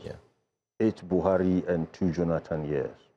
There is no window again. There is no kind of negotiation option, no kind of olive branch and leaf we have not waved. Okay? If we really want to stop this problem, as I told you, the first aid, low-hanging fruit, immediate, are there that you actually take out first. And the moment you do that, you get the breather you need for your troops to take up position. And then we start the exodus from our nation space. It's not going to be easy. It's not 1 + 1. It's going to be challenging. But I still am confident that our armed forces have the grit and the gravitas it takes to do it. What they are actually grappling with now is their political leaders, and they are being pussy-footed on matters that are beginning to become very embarrassing, if not are already embarrassing, for our posture as a secured nation. That's what I see. I guess this conversation has brought to the fore a lot for many of us to look out for. Maybe we don't want to. I don't want to use the word hopefully, because, like we say, hope is not a strategy. Not at all. So maybe we would start to see. But state police is a strategy. But, I would have said. I mean, I know our time is up. Maybe in 30 seconds, your thoughts on state police. They're saying it's the. I call it the silver bullet to solve the problem. State police itself is most feared by the politicians. Yes, state police itself is most feared by the politicians because they know exactly what they can use state police to do, especially after your party has left power and another one comes. If not, the best form of policing is community policing, when people police themselves. Let people graduate from police college and be posted to their local governments so they can go take bribes from their grandfathers. You see, there's what we call tenacity of purpose, particularly in security operations. If you want tenacity of purpose, if you want a policeman to own his job, if he wants to do it, you send him to his home. We have evolved from a place where national or federal police worked to a place where you need policemen who can look at a goat and tell you whose compound it came from. That's where we are presently. And if we can evolve to that state, then it's up to our leaders to also evolve to that level of thought and say, you know what, we're going to give you a state police. And this state police that we're going to give to you, here are the guidelines. Here are the things they can do, and here are the things they cannot do. Then you begin to see bilateral and multilateral cooperation amongst state polices. That will strengthen whatever we now have as federal police. But what we are looking at right now is a police that is probably too big for the center itself to hold. And we see it every day. We see it every day. Well, thank you so much. We'll be speaking with retired Captain Aliyu. He is also the CEO of Gold Waters Consult. Thank you so much for your time. Thank you so much for Thanks for the expose and letting us know what's really going on. Thank you. We'll go on a quick break. When we come back, we'll take a look at some more stories. Stay with us.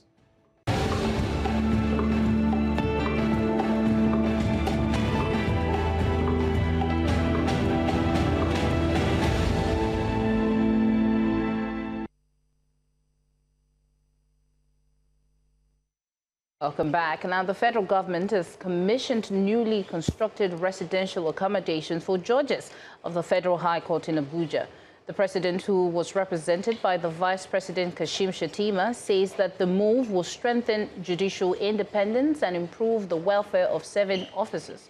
Shettima described the project as a significant investment in the nation's justice system and a demonstration of the administration's commitment to building strong institutions.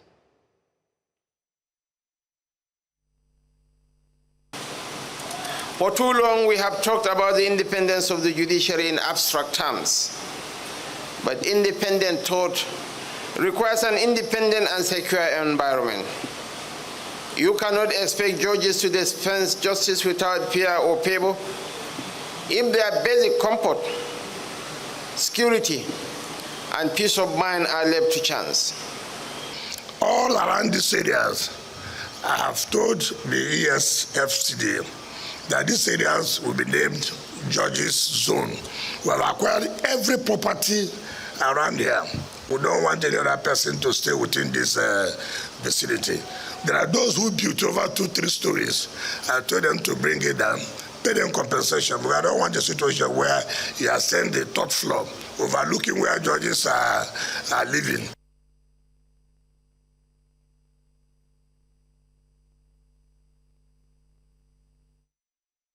This reminds us of the conversation we had yesterday on the show in terms of what the independence of the judiciary truly should be, in terms of whether the president, the minister of the FCT should be directly involved in commissioning judges' quarters, especially as this might be interpreted to tie the hands of the judges to the back because he who plays the piper dictates the tune. The judges have welfare allocated for them. The National Judicial Council can't be able to handle these things. You want to do something nice for the judges, as you should, you hand over the resources to the body that governs it, as opposed to these public theatrics that, again, especially because we're counting down to elections and the judiciary plays a key role in sustaining our democracy. Exactly. Right now they're in the spotlight, just like INEC is in the spotlight. The independence of the judiciary is being tested. And if you want to come out in flying colors, there has to be a reduction of this. We have bush. They should take all the bushes and just build. No. The minister. So one of the things the minister said was that they've seen people build skyscrapers and so on, that they're going to tear it down. He said it in public there, and then they will be compensated because they want to turn that place to judges' zone. I want to ask a question. While this may seem to be a good gesture for Nigeria's judiciary, Olive has highlighted the worry, which is just number one. Why not go through the NJC and just have an internal meeting and let them handle it? The optics, again, are not good. But then again, we've seen that the body language of some politicians is that they don't care about your optics. It's not their business. Is it a good thing? You might look at it from another angle. It looks pretty much like a good thing. But on the other side, there are many other things we can list out. One, do we have medical quarters or medical zone in Abuja? Do we have medical zone in Lagos? I can rightly say this. If you go to Houston, okay, in the United States, there are areas where, you know, they're just medical zones, beautifully designed. You have even there are places where you have like the car zones. They deal on cars, dealership and everything. It's structured. We have flood zones. Exactly. You have different things. So if you're building for the judges, why, we've not seen the medical zone where the doctors, who are now even protesting, don't have their houses. We've not seen teachers, the ones who thought the lawyers to become eventual lawyers. They've not had that. Now, you would look at us this morning and say, what are they saying? You are just blabbing. Even someone from the political aspect would say that aspect doesn't hold water. But think about it carefully. What is the bane of Nigeria's back and forth when it comes to administrative or presidential, I would say, processes? Education. It all comes down to the judiciary. So it's only right, like Oliver mentioned, and like we've mentioned here on the program, when you focus on the crux of the issue, which is the judiciary, it will make people, you know, bat their eyes and say, why? Why don't you focus on another sector? And then maybe later on we can look at the judiciary. But we stand here to be corrected. The point here is that it sounds good, it looks beautiful, but there's the NJC and there are other medium or other, you know, areas in which this could have been affected, and but it's not happening. So if they compensate the people with, skyscrapers and everybody in that area, the house is down. So where are they going to go to? Yeah, the compensation has to be well enough for you to buy another property in Abuja. So they will, you know what? Let me well enough. Anyway, let's move the conversation to another angle. The Iowa Youth Assembly has called on relevant authorities to scrutinize alleged rumors calling for the removal of the current service chiefs amid growing concerns about security in the country. The group says that at a time when Nigeria is facing serious security challenges, any attempt to distract the military leadership should be discouraged. The group also called on citizens to support ongoing efforts aimed at combating insecurity and strengthening national security. It has come to our attention through credible concerns circulating within the public space that certain individuals, power brokers, and desperate political actors, allegedly motivated by ulterior interest and insatiable quest for power, may have held meetings outside the shores of Nigeria, reportedly in another African country, with the objective of engineering the removal of the current service chiefs. We wish to state clearly that these allegations deserve serious attention and careful scrutiny by relevant authorities. And that's all that we have for now. Let's go on a very quick break. When we come back, we're taking the conversation to a different dimension. Please stay with us.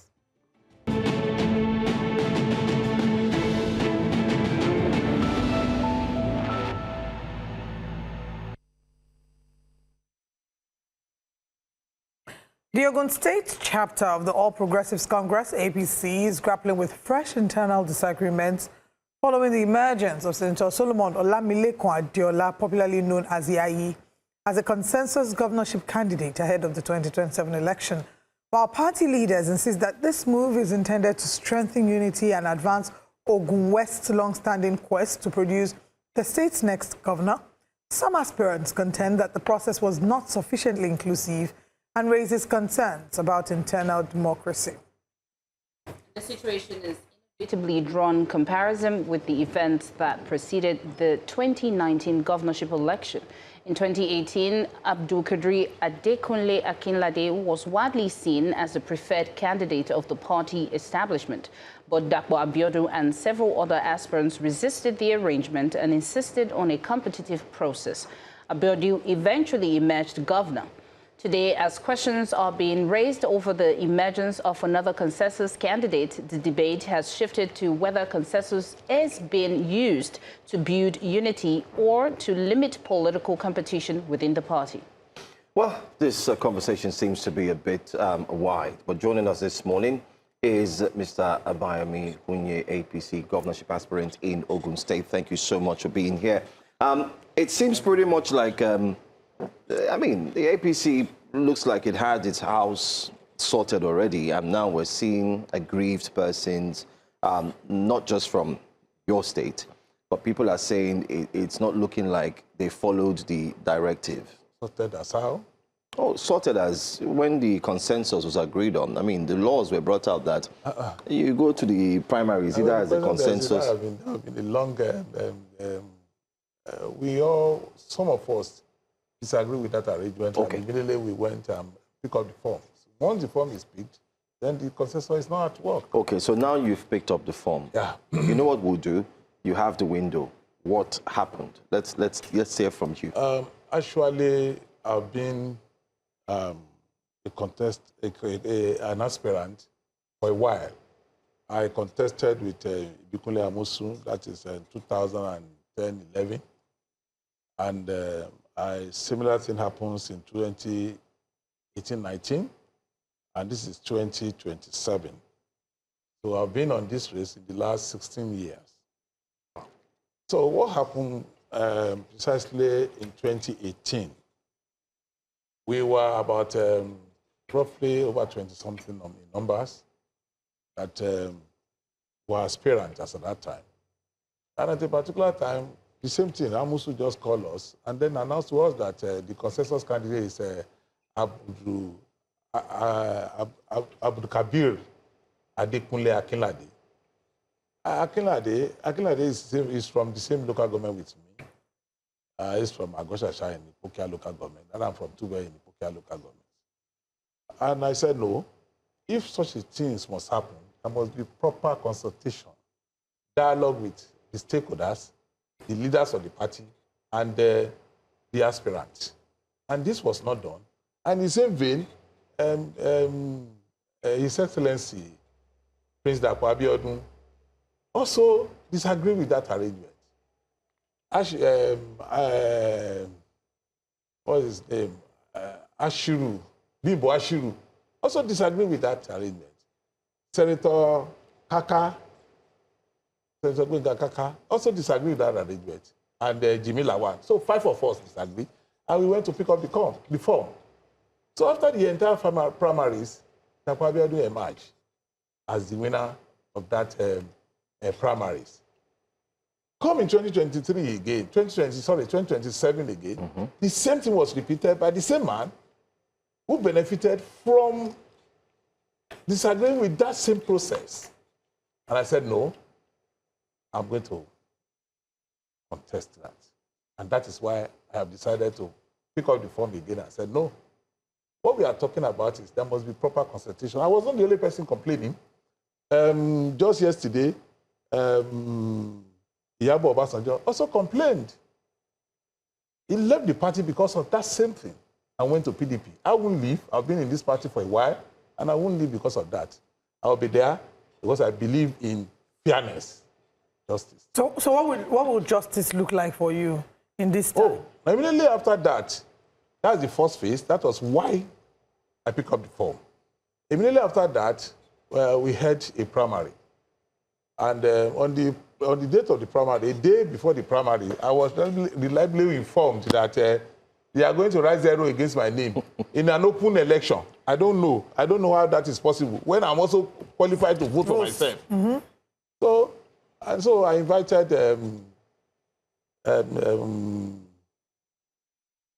Silverbird. Your station was there, and one other station, is it TVC?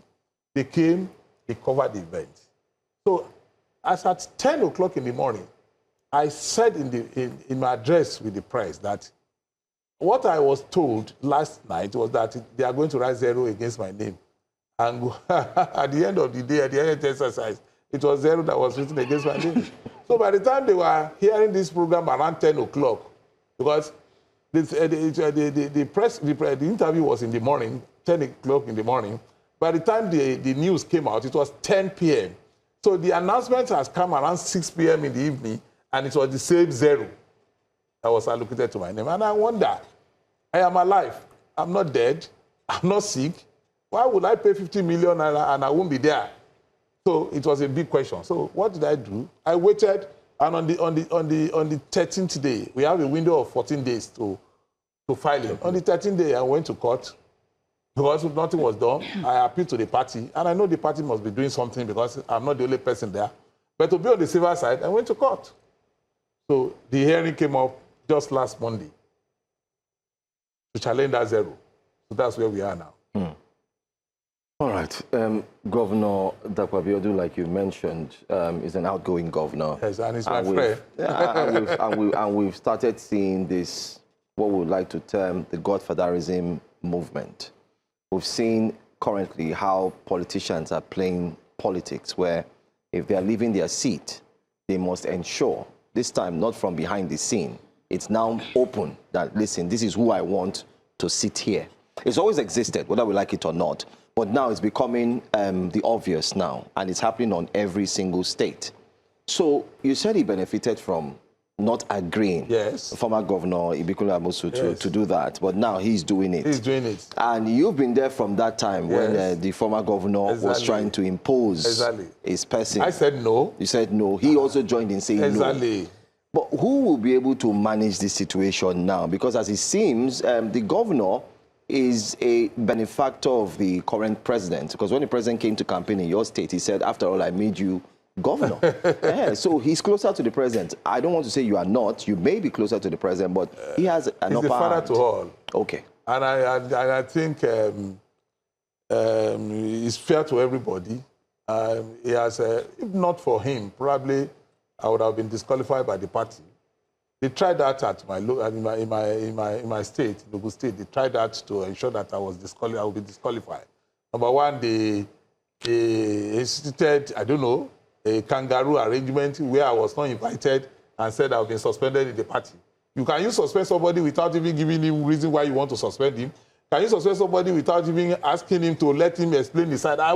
Even there was no document to that effect in any case. I want to assume that it's a rumor.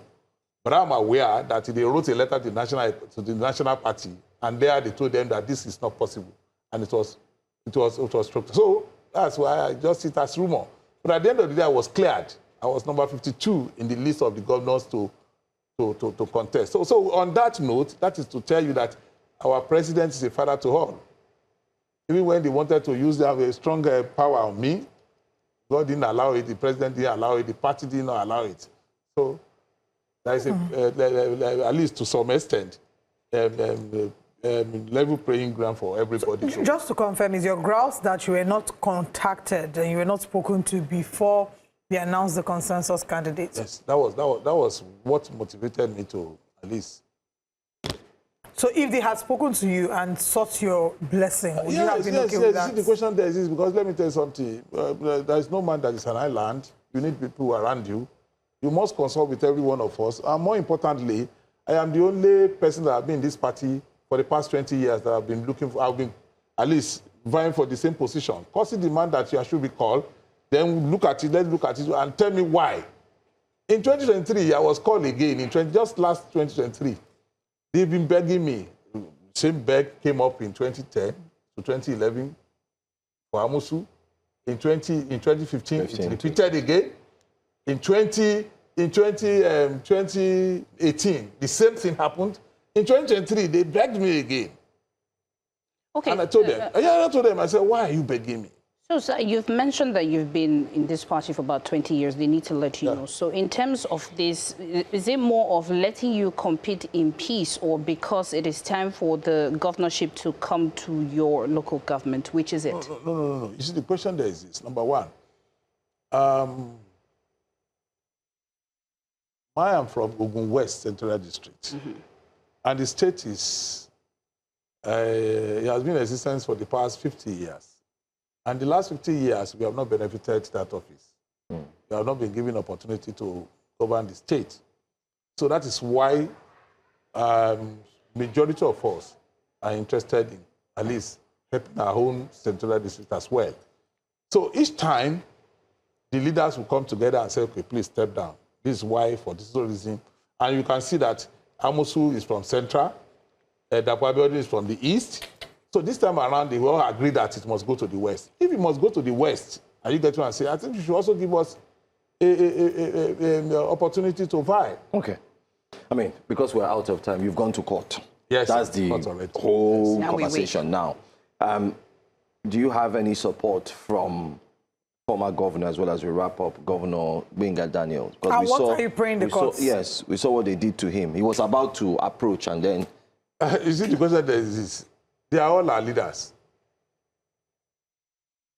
Baba Oshoba, Ibikule Amusu, Gbenga Daniel. These are all ex-governors. They are leaders in Ogun State. And I know them lately, to me personally, because I'm not from the East, but I know if I want to speak out my personal view, I think they should have allowed him to hear his view and his voice. I see, even if you want to take a thing from anybody, there must be proper consultation.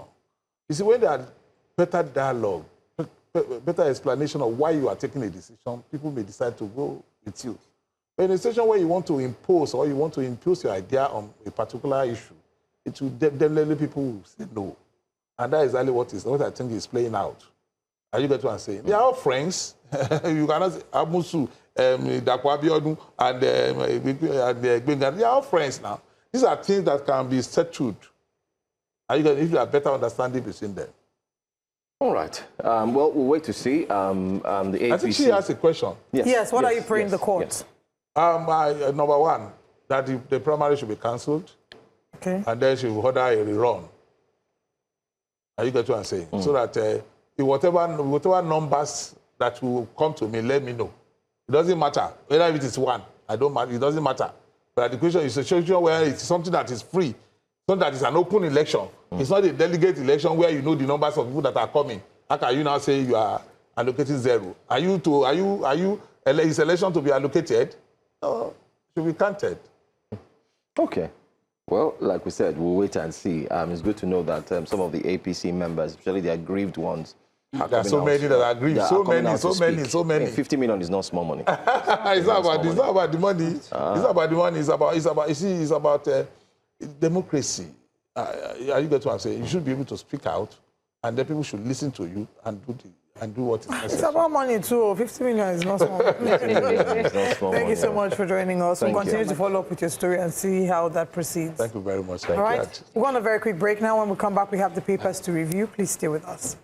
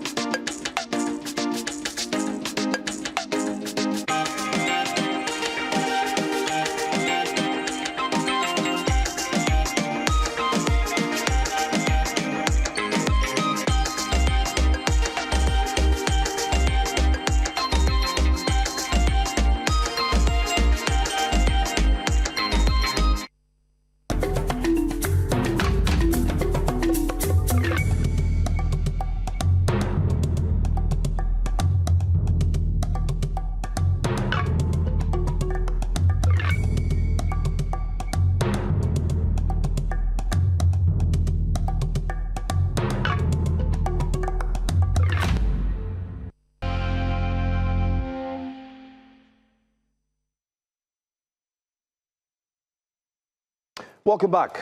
Breakfast Central is the show. The front pages of the newspapers is up next. The phone number will be there on the screen. Start dialing and give us a hint regarding what your thoughts are on today's stories. We do have the man and only COO of Sustainable Stories Africa, Wadahime, joins us this morning here on Breakfast Central. Bonjour, bienvenue. Ça va? Good morning, Lagos. Good morning, Nigeria. Oh, did you swim down? Oh, no, I forgot to stay on the mainland. Good morning, all our viewers. It's great to be here, and I'm glad to be seeing Queen this morning. I'm used to... Okay, I'm used to this too. You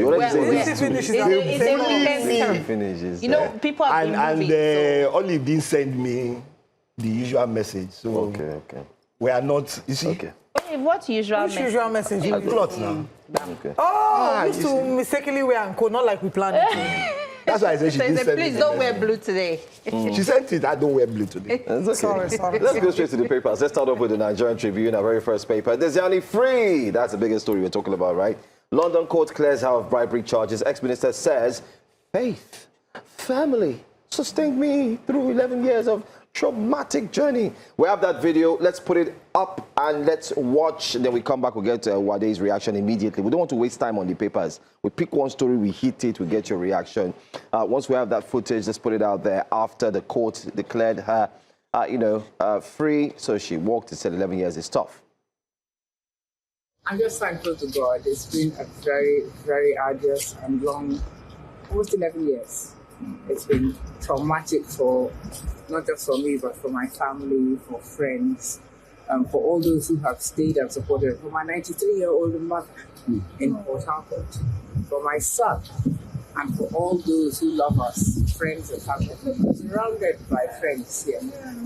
So it has been a hard journey, but I tell you this, God will always do as God wills, and God will be God. Amen. God is not a man that he should lie. So when he promises you something, he will see it through. Sure. It has been almost 11 years I've been here. I did my job to the best of my ability. But like I said, God is not a man that he should lie. God is God. Just like she said, God is not a man that he should lie, neither is he the son of man that he should what? He should repent. Bam. Let's get a reaction to this great news. Well, I'd always believed that they were going to free her. So let me use some context to try and explain this. When she left government, what was the figure that was being branded that she stole? About $5 billion? Yeah. About $5 billion. Yeah. Nigeria was having its highest oil production then, about 1.8 million barrels a day. Let's even call it 2 million. And if you were even pricing it at, what's it called, $100 a barrel, that's selling price, it would have come to 2 million every day. Are you with me? And when you multiply it by 365, it comes to about 70, maybe about 72 billion in a year. And then multiply that by 5. That's about 350 billion. And then someone stole almost 10%. About 10% is how much? 35 of 72 billion. 10% is 7.2 billion. 7.2 billion. So someone stole in that 5 years. Are you with me? 10% of your annual production and revenue. We have not talked about the cost. Now, you take 10 years and then you go to the court in the UK and you charge her for £100,000 bribe. What's the logic? So whenever people say and you throw all these figures around, do we sit back and think and look at those figures and say, can this really be true? So out of 5 billion that was stolen from Nigeria, the only charges we could take her to in the UK court is maybe about $130,000. Let's make sense out of that. So let's always be careful when we brandish all these figures up and down. Has Nigeria made that much money in terms of, yeah, they have. But let's always remember that when we're calling these revenue figures are based on selling prices. Nobody has talked about how much cost was paid. Because Nigeria has probably one of the highest, is among the top 5 highest cost of oil producing nations in Nigeria, in the world. Is out. So, well, according to her, she has been vindicated. And So do you see her coming back to Nigeria? I don't see her coming back to Nigeria because she's still being labeled a criminal. I know, but don't you think that this would be like an argument to further prove her innocence? Oh, yes, it would be. But you see, from the beginning, I'd always thought a lot of it was politics. That's my opinion. A lot of it was politics, and I'd always argued about that. It wasn't about whether she stole money or she didn't steal money wasn't the issue. But the quantum of money that you say she stole is what used to bother me, because that was my peak in the oil and gas industry. And anybody who cares to know, and those who are in that industry, had been an advocate for the removal of subsidy since 2014. But that prompted former President Goodluck Jonathan to want to do it. Yes, and he should have done it. However, they did. If he had done it in 2014, that would have been far better. We would have been in a better place today. I can tell you that for free. At that point in time also, you'd have gotten more money to come into the government towards investing in oil and gas infrastructure, which maybe refineries would have been working. I don't know whether the refineries would work. They would have sold the refineries. Yeah, okay, privatized. They would have sold them off. That one I was sure. At least it's quite shocking to note that the same people who stopped that from happening are the ones who... We're in Nigeria, so we live it every day. All right. Let's still move on the Nigerian Tribune front page. Insecurity overtakes economy. Take note of that header. Okay, let's take Sam. Sam is calling from Port Harcourt. Frank, I beg your pardon. Frank, long time no here. Frank. Thanks for calling. Good morning. I wonder if it's Frank Oliver or Frank. Frank Olivier. Or Frank Ocean, whichever one. Hello, Frank, good morning. To be frank, we can't clearly hear you. Network. Okay, Oliver was being frank with Frank. Exactly. Frankly speaking. Let's go to the Frank headlines, please. Insecurity overtakes economy as Nigerians' top concern ahead of 2027 elections, SMD intelligence report. So SMD is saying 80% of voters say Nigeria heading wrong direction. They carried out a poll, and from the poll, if you read the story, they were able to analyze and see that not a cross section, a huge percentage of Nigerians are saying that insecurity is taking over and they are barely concerned about the elections. What's your take on this? Well, they can't be barely concerned about the elections because you have to have a reason to go out and vote. And if your biggest concern is insecurity, then Nigerians should turn out in their numbers and go and vote based on your biggest concern. All right. Sorry. It would seem that Frank is back. No problem. Yeah, good morning. Good morning. Good morning. Let me look at the position of minority House of Rep Kakus, telling President for him to suspend the political activities and focus on insecurity. Yes, I agree with them this morning. If you look at the level of kidnapping and killing in our country, and our president, what I'm seeing from him is almost every day politicking, and his primary attention is for him to secure us. He swore to protect us, and today what I'm seeing is different. Please, President Ahmed Bola Tinubu, at the end of the advice of the Rep Kakus then on NDC, talking about oath. Before they take any oath, let them consider the Constitution of Nigeria. Everybody have every right to defend if there is a need for them to defend. You can't just tie them because he wants them to win election for you. So it's not good. And if you look at them all, you see that they have defended from one party to another. Even the one that said they should not defend, even Nisai has defended, Obi has defended, Frank has defended. I don't know. These are politicians. They think that they can fool Nigeria. We know you people finish. If you like it, use the tickets to convince Nigeria. We know where you people are coming from. Thank you and God bless you all. All right. Thank you. Thank you. So going back, and you need to be able to relate insecurity also to the economy. Because if the level of insecurity is high, then economic activities will not go on properly. So if that's the number one mandate, automatically if 80% says insecurity, what does that mean? It means that economic activities are not going on properly. So even the economy itself is not going to grow.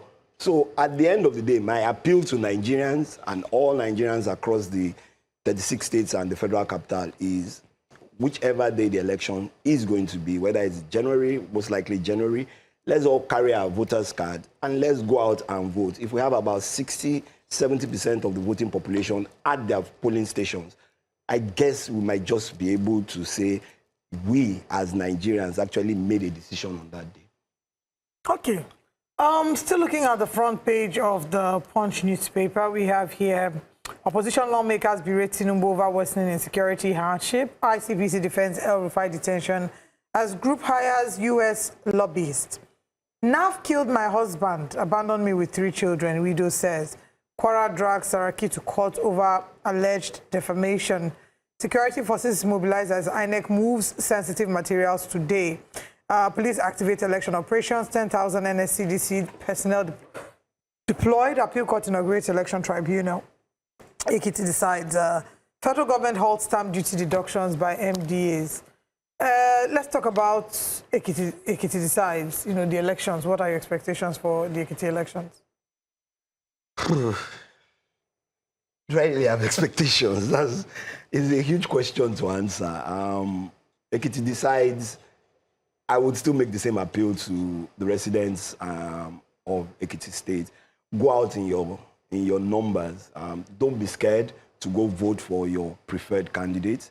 I'm not partisan, so I can't campaign for anybody. And if I do, New Central will ask me to pay money for that. So let's see how the elections will go. Are they going to be able to run it properly and let beavers and what's it called, transmission of election results so that within 24 to 48 hours we'll know who the governor is, and we're not waiting 2, 3, 4 days before you say, oh, they're from the remotest part of Ekiti. We haven't received the results, and all of a sudden, it becomes cloudy, and then from sunny days, it becomes cloudy days. So, Ekiti residents, please do your civic duty and ensure that you go out and vote on Saturday. You think they should move the sensitive materials before the day? Oh, yes, they must always move them. They have to move them. They will move them from most likely Abuja into Ekiti. And there's a CBN. Usually it stays in the CBN, except they want to break into the CBN. I think they won't do that. The election. They tried doing that. They tried doing that. Let's take Evangelist Osage, who joins us all the way from Benin, Edo State. Good morning. Yeah, I greet you guys. Good morning, and especially your guest, my younger brother, Wade. Yes, let me start on a latter note. Since the last time I called to commend you guys have stopped picking my call. Maybe I made a mistake. No. That must not be our fault. We're sorry about that if that happened. Please, apologies. Please. Yes, you guys are doing a nice job. Wade, I greet you. You are doing a nice. Yes, thank you so much. Let me say this. See, have you ever seen any environment, any country where there is insecurity and the economy grow? Have you ever seen any country where insecurity, like Afghanistan, their economy is growing? Are they developing? That's the case we're having in our hands. And a few days ago, the same Minister of Defense, who's supposed to be in charge of our defense security, Matawale, you know what he said? He said it's only God that can protect Nigeria. And some months ago, he said the same thing. He said most bandits are not criminal. And you see, we are here. And the last time I checked, this country did not run Nigeria. Tinubu is not a monarch.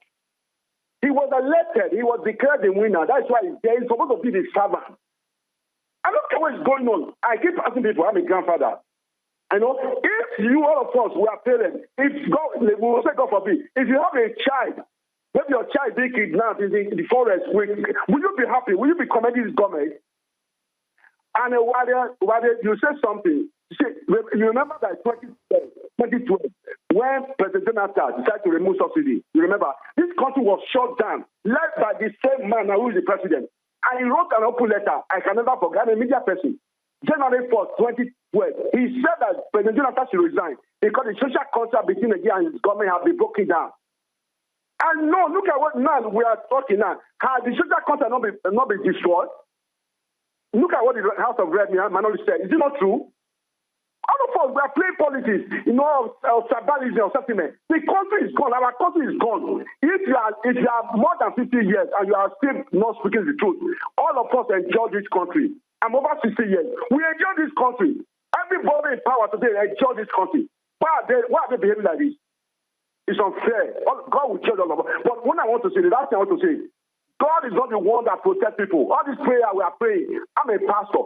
God protect me. Going out, if you want to travel, you are saying God to protect you. It's sanity. It's not God that protects people. It's government that protects citizens. Thank you. Thank you very much for that, Evangelist Osage. Prayer without actions. Faith without action is dead. Very tough. What did you say? Faith without action is dead. So, I used to have a CRK teacher, and he says, all I need to do with my faith is go there and tell the tree to move. Go there and tell the tree to move. That's the action. You have to go. You have to move. And not just go. You have to speak it. Nigerian Tribune, sorry, I have to go back. We've not taken a whole lot of stories there. We only took the SMD, Queen, I don't know if you have. We've not taken Nigeria's external reserves. I know you talked about this some other time when you came. 1 billion in 14 years, near CBN 551.04 billion 2026 target. Then the other stories down there, Kitty, governorship poll. Alleged, I want us to look at this one, please. Alleged 2.8 billion naira contract fraud.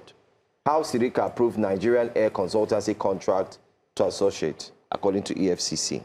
So EFCC is now digging out facts on Sirika after he had picked up the APC form to run.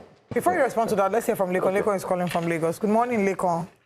Yeah, good morning. Good morning. Please go ahead. Yeah, just wanted to make a comment about the insecurity that is going on. Yeah, I wanted to make a comment about insecurity. Go ahead. Go ahead. Go ahead. We can hear you. So what I really think, there are so many theories going out there. There are so many things. I think the problem in this country is, one, we are not united. Two, I really think there's a push to Islamitize Nigeria. I think this is one of the agendas of the jihadists or the so-called insurgency. So they are trying to use this to make Nigeria an Islamic nation. And they don't understand that it's not going to happen. How can you want to Islamicize a country that is 50%, roughly 50% Christian? It's never going to happen. I mean, I don't understand why we cannot have a stance on if you're Hausa or you are Igbo or you're Yoruba, everybody is suffering. You know, if you're making policies and it's not working for the people, it's not working. Look at our democracy now. It's in shambles. I mean, the federal government is practically controlling INEC. I mean, they should, for example, with the state election, why do they need to be announcing that they are transporting election materials? We don't need to know all that. They just need to show up for election. And, you know, the election, they conduct the election. I've never heard of them moving. I follow United States democracy. I've never heard of them announcing they are moving the election materials maybe a week or 2 days before the election. I've never heard of such. It's only in Nigeria that you hear things like that. I don't understand. Why do they have to announce that they are moving election materials? It does not make any sense. I hope they are not going to kidnap our election materials. Thank you for the call. Change the box. Maybe so that they can tell the security operatives to be prepared so that they don't kidnap those materials. Okay, that's true. The materials, not the people. Okay. Should we move to the next paper? Yeah, I think he was looking at Adisirika or something, but then again, go ahead.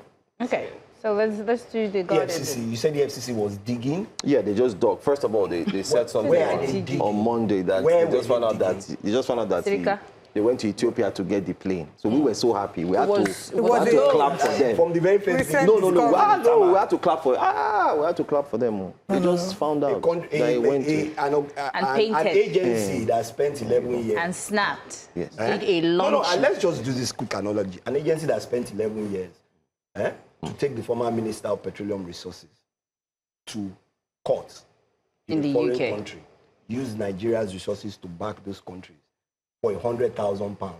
So if they had even convicted her for £100,000, she was going to be liable to pay back £100,000 plus the cost, legal cost, which is usually a percentage of. So let's just use that analogy. And let's also remember this, and I say this, and I think I said it somewhere else today. Under the Yar'Adua and Jonathan administrations was the only time we had an independent Minister of Petroleum Resources. I rest my case. Unrested. It is well. So let's move to the Guardian now. Conflicting court orders, weak oversight raise credibility doubts. Barely 7 months to the next general election, you see poor political party oversight, conflicting judicial pronouncement, and declining public confidence. And besides it, Nigeria listed among hotspots for acute food insecurity and greatest concern. London court acquits Diezani of bribery charges. Below, opposition reps asked Tinubu to shelve politicking and address national crisis. And NAF airlifts sensitive electoral materials for Ekiti gubernatorial post and others. I think we should focus on the conflicting court orders, weak oversight that raises credibility doubt. What's your take on that? So my take on that is that that judge who actually made that pronouncement, are you with me? And Judicial Council should not only sanction him, they should take him off the bench. Because there was already an appeal court decision on that. Wow. Justice So Peter Leafy. why are we, why do we, I don't understand, you know. But like I said, I'm first and foremost a Nigerian, and there's no other country I have but my own. But if we don't start to act and we just pray and hope, hope is only for those who act. Hopelessness is for those who pray and not act. No, this is factual. A man who wants to get a job doesn't wake up in the morning and go and meet the people who says they will try and give him something. And then he sits in his house and prays and doesn't eat and sleep and then wakes up the next morning. And then tomorrow he comes out and says, oh, people are wicked. No, people are not wicked. You are lazy. You have refused to do the things that will make you prosper and get hard work done. So why exactly? So I don't know what the Nigerian Judicial Council is doing. Immediately it passed that was because they didn't even need, the parties didn't need to go to court. Correct me if my learned colleague, correct me if I'm wrong. Did they need to go to court? They didn't need to go to court. The Nigerian Judicial Council should have just called him to, and that's why you have courts of same level jurisdiction, both federal, state, will give different, but which kind of judicial system? And that's what, you know, when we talk about the judicial system, I always say that the judicial system is not just the judges. It starts from me and you, the community, right into the policing, into the security network. And we are complaining that we have insecurity. How much we have insecurity? When education next to zero, health next to zero. So what do we expect? I don't. Today is a beautiful day. You don't want to flog anybody today. Let's not. It's like we are flogging a dead horse, and that horse will probably die somewhere. Well, we also have an Electricity Act amendment sparks protest as state regulators warn of re-centralization. Warns of re-centralization. Electricity. Gosh, yeah. You should. Huh? You have nothing to say. Okay. This election. What about the IMF? On the front page of The Guardian, the IMF had said the president should add tax, more burden on Nigerians. But the federal government, the other says, federal government shuns IMF rules out fuel telecom taxes. One of the reasons why Asia, and when I speak about Asia, I'm talking about the continent, the countries in Asia. One of the reasons why they came out of their poverty-stricken lot was because they refused, they stopped listening to the IMF. Indonesia is not up to 5 years, is it? When they chased their prime minister away. Why? He was listening to IMF anyhow. And? He was playing their music. And? He was taxing the poor into poverty, including the rich. And who challenged him? His Minister of Finance. So are we saying that, unless... Are you going somewhere? Because yes, I'm a going former somewhere. Minister of Finance was challenging somebody. I don't know what that anybody was challenging. I'm making the point so that everybody can clearly understand. He challenged the Prime Minister then, and he challenged the IMF. And today, they are better off for it. It took them 2 to 3 months of finally having like 200,000 people and not telling people to go and stand in front of the of Aso Rock.